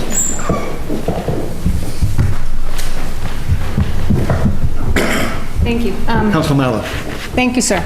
At the last meeting, there was the initial indication that the veterans group did not want to participate in as part of the commission. However, I do recall when we were debating the issue, a representative from the council came forward. We suspended the rules and allowed him to speak. And my recollection is that he requested that we hold off, which I believe is why this was tabled, that we hold off until we get feedback from the vets and they're allowed to make a decision on this. So I believe that's what the origin of the tabling of the commission was. Also, it sounds to me like there are two different questions here. One, do we want a vet to be part of this? And secondly, do we want ECHO to be part of this? So my suggestion would be, rather than vote on it together, we divide the question and allow some, folks who maybe want to vote yes on one and no on the other, the opportunity to do that. Any further discussion? Councilor Dibble. Thank you, Mr. President. I agree with the good at-large councilor's comments just now to divide the question. And that's my intent, that if my motion on the floor from 2 weeks ago carried over to tonight being tabled does not pass, my intent is to offer up 2 additional motions here tonight on both matters voted on separately. But for now, I would like the motion as presented 2 weeks ago and carried over and tabled to today, if we're going forward with this, that my motion be voted on, please. Thank you. Councilor Epley, please. Parliamentary inquiry, Mr. President. Am I correct in stating that if we vote up or down on a matter, that it's decided for this year, and that on an amendment, that we decide it for this year, and that we can't immediately come back or anytime this year come back, as the good Ward 7 councilor just suggested? May I request the advice of the city clerk? Cheryl, do you have any? You mean to further amend if you choose? The parliamentary inquiry is, can you bring the same amendment forward that identifies the same exact subject matter? If it's defeated? Correct. You can't bring it back in this calendar year. Right. That was my understanding. Thank you. Any further? Councilor Famico, please. Thank you, Mr. President. Given Like that name. Pardon? Teasing you. Given the discussion of this, I am in favor of this committee. I would actually ask that we could refer it back to the ad hoc committee just to fix up the language surrounding the Disabilities Commission. Secondly, even with the veteran adding it or not, it's not within that first paragraph of those that the Inclusionary Advisory Committee is looking to basically include. We have people like females, we have LGBTQ and other groups, but veterans aren't specifically outlined then. I do want this to move forward, but I would like us to have it done correctly and not to bring it up again. In a lot of these amendments right now, we don't have, at least I don't have the full ordinance in front of me. So I'd like to have that to be part of it. Councilor Epley, please. With all respect to the Ward 2 councilor, we did it correctly, and we had a 9-2 vote. We spent a lot of time in committee on these particular issues. So I'm not going to support this going to committee. So are we at the point of, yes, please, Councilor Dibble. Thank you, Mr. President. I just want to remind my fellow councilors that during this entire sanctuary process, some 32 Ward 7 veterans reached out to me with significant opinions on this whole matter. And they did have a lot to say. A few of them, not a whole lot of them, but a few of them were, I'll call it underrepresented, if you would. I know we have excellent veteran services, and throughout the whole city, Kim Emmerling does a wonderful job, but doesn't reach out to all of them, because he doesn't know sometimes they might need to be reached out to. The second half of my motion was on the Lynn-based ECHO group having a seat at Salem's table, and how I have an issue with that.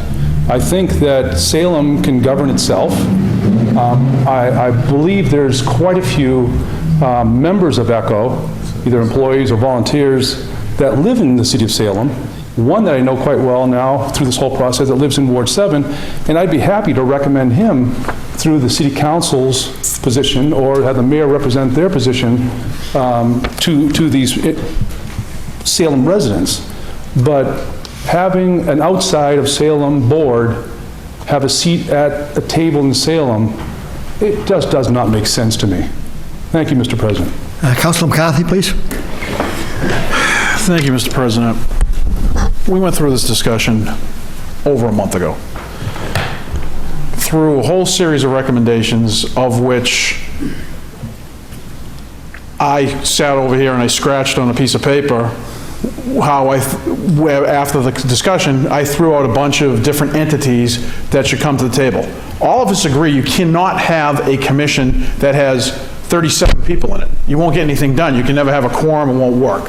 So we agreed on a number, and then we worked backwards, and we'd agreed on what entities to invite. I'd be more than willing to take a recommendation from the good Ward 7 council on what faith-based group he believes should represent us. If he wants to choose the Catholic Archdiocese, if he wants to choose the synagogue, whichever group he wants to choose, because there was no consensus on which one particular group. And the only group that we had that has been attending a whole bunch was Echo. And part of that conversation was, we'll use Echo, and as long as they bring in one of their members from Salem. So I don't, just because the name happens to be based in Lynn, we're asking for a faith-based group, because that's what, when we looked at the different entities that we wanted to cover, we as a committee in the meeting determined that one of those groups should be a religious group. So if you have a recommendation on what religious group in Salem should represent us, without getting another religious group upset, then I'd be more than willing to entertain that. But right now, we as a body said Echo, because they're all encompassing, they don't represent one, they're a group of all faith-based groups, all. They take them all in, and they're willing to send over, or make a recommendation for a representative. That's all we talked about. If there's another recommendation, fine. If you want to eliminate we could sit here all night and debate it again, but as the good at-large council said, we already debate, we do the debates in committee on this stuff. We debated this in committee, so it's up or down or refer it back, because we could be here all night debating the merits of whether or not we're faith-based, but we did this in committee a month ago. Councilor Famico? Thank you, Mr. President. I'd like to make a motion, refer it back to committee. Do we have a second to refer it back to committee? A second. Second? Councilor Sargent? Thank you. Any further discussion? Councilor Famico? Mr. President, with this, we did have a lot of discussion with this, but what we failed to do was ask the different entities whether or not they wanted to participate before we assign them. And I think we messed up with that. So on Councilor Famico's recommendation, and seconded by Councilor Sargent, discussion, Councilor McCarthy? Thank you, Mr. President. I don't think anybody messed up. We as a body legislate. So we were given the choice to form so we chose the entities that we wanted to. If after we form the commission, if the Disabilities Commission decides not to participate because they feel uncomfortable supporting someone, then they report back to us, and then we submit another name. Or we submit another entity, or maybe some other entity will petition us. We didn't mess up. We did what we were supposed to do. So I don't consider that we messed up. I believe we did what we were supposed to do. We took the information, we had a lively discussion. There was a whole bunch of people in this room that talked about the makeup of this. We talked about first changing it from a committee to a commission, because as was debated, the mayor has the ability to come up with a committee whenever she wants. So we wanted to put more rubber to the road on this one. So we passed it 9-2 a month ago, and I understand there's some back and forth on what the makeup should be, but it's vote it up or put it back to committee, because we already passed it once. On Councilor Famico's recommendation, and seconded by Councilor Sargent, to refer it back to committee, all those in favor? All those opposed? Opposed. 3 opposed? It passes. Councilor Mallow? What was the vote? What was the vote for? Moving on. Further unfinished business. We have second passage of an ordinance amending traffic, Chapter 42, Section 74, Tow Zone, Tremont Street. Council McCarthy. Thank you, Madam President. Move for second and final passage. Under discussion? No discussion. On Council McCarthy's motion, all those in favor? All those opposed? Matter carries. Further unfinished business. We have second passage of an ordinance amending traffic, Chapter 42, Section 50B, repeal handicap parking, Dow Street. Council McCarthy. Thank you, Madam President. I move for second and final passage. Any discussion? No discussion. On Council McCarthy's motion, all those in favor? All those opposed? Matter carries. Further unfinished business. We have second passage of an ordinance amending traffic, Chapter 42, Section 50B, handicap parking, limited time, Lathrop Street. Council Famico. Thank you, Madam President. I move for second and final passage. Under discussion? Any further discussion on Councilor Famico's motion? All those in favor? All those opposed? The matter carries. Councilor Famico. Thank you, Madam President. Just a point of personal privilege. So currently, right now, for the next 3 Wednesdays, it started last night from 5 to 8 p.m. at 289 Derby Street. There are placemaking activities. 289 Derby Street's the carnival lot, and there was a big discussion before whether or not the city should purchase it. We ultimately did for higher than the assessed value. But a big part of that is to make sure that we have a good product that people are happy with. But placemaking is, it's an active participation process. Typically, you go to meetings and just react to something. This is part of being on the ground, actively involved and engaged as part of the designing for this. Last night, myself, the Ward 5 councilor, and the Ward 4 councilor were present for that, and there was a dancing-themed one, so that you could go and see Scottish dancers, a drum circle. I think there was Latin dancing at one point, and then responding to different things that you like or things that you might want to see there. For 3 more weeks, so you can go from 5 to 8 p.m. Next week is Meet and Share. Following week, Play and Plan, and then the final week, Eat and Imagine. While a group out of Boston was chosen for the final group for this as part of the RFP, we actually have some of our Salem locals that are part of the placemaking part. The group that was selected didn't have the placemaking know-how, so they're working with Salem Public Space Project, a woman named Claudia, who's also a Ward 2 resident. Claudia, we've talked about her before, did the pinwheels last year on Front Street. This year they're doing the plastic bag ones. And she's also working with Creative Salem, John Andrews, who takes the photos around town. It's a free event. Come by, take part, so that later on, whatever ends up coming out of this is going to be the result of these kind of test trials on the ground. And it's great to see something that we're actually, and people are actively involved in and engaged in as part of the result. Thank you, Madam President. Thank you. Councilor Freary. Madam President, as you echoed at the very beginning of the meeting, how appreciative you are and this council is on what we've done in the last couple of weeks, and what Cheryl and Eileen in the city clerk's office and the elections department, and Michelle and Maureen, and also the cable TV to cover the hearings. Yeah, thank you very much, Cheryl. Thank you, Eileen, Michelle, and Maureen. Amazing amount of work. Here we are, 10 past, Salem News left, Gazette left, and we're still here. So thank you very much. Madam President? Councilor Sargent. Sorry, Councilor. I'll get back to you in a minute. Madam President, I usually don't bring up announcements, but there's one I feel is pretty important. Some years ago, it was Mary O'Connor and Pat Foley and the Moose Lodge saw the need for us to have a canine dogs, and they did some fundraising to buy one, and they raised enough money to buy 3. And they take care of every single penny of upkeep on those dogs, year to year, food, shots, medical, everything. So the reason our city has 3 canine patrol dogs is because of those people. And all they do is once a year, they have a golf tournament. It'll be on June 5th this year, Monday. And if anybody can find the time to participate in the golf tournament, or make a small donation if you can't. I think you could send a check, Salem K9, care of Rosemary O'Connor, to the Salem Moose. What number, Grove Street? 50? 50 Grove Street, Salem, Mass. And, better to get a lot of $5 donations than one big donation. That's kind of the Salem way. But every time you hear those dogs barking and you see them doing good things, it's just a couple of citizens that saw a need and went out and did it, and didn't cost the city a dime. And I think that's, as I spoke earlier during the Sanctuary City, that's the Salem I know, that's who we are, and that's how we do things, whenever somebody's in need or something is needed. So, thank you very much. Any other announcements? Motion to adjourn, Madam President. We are adjourned.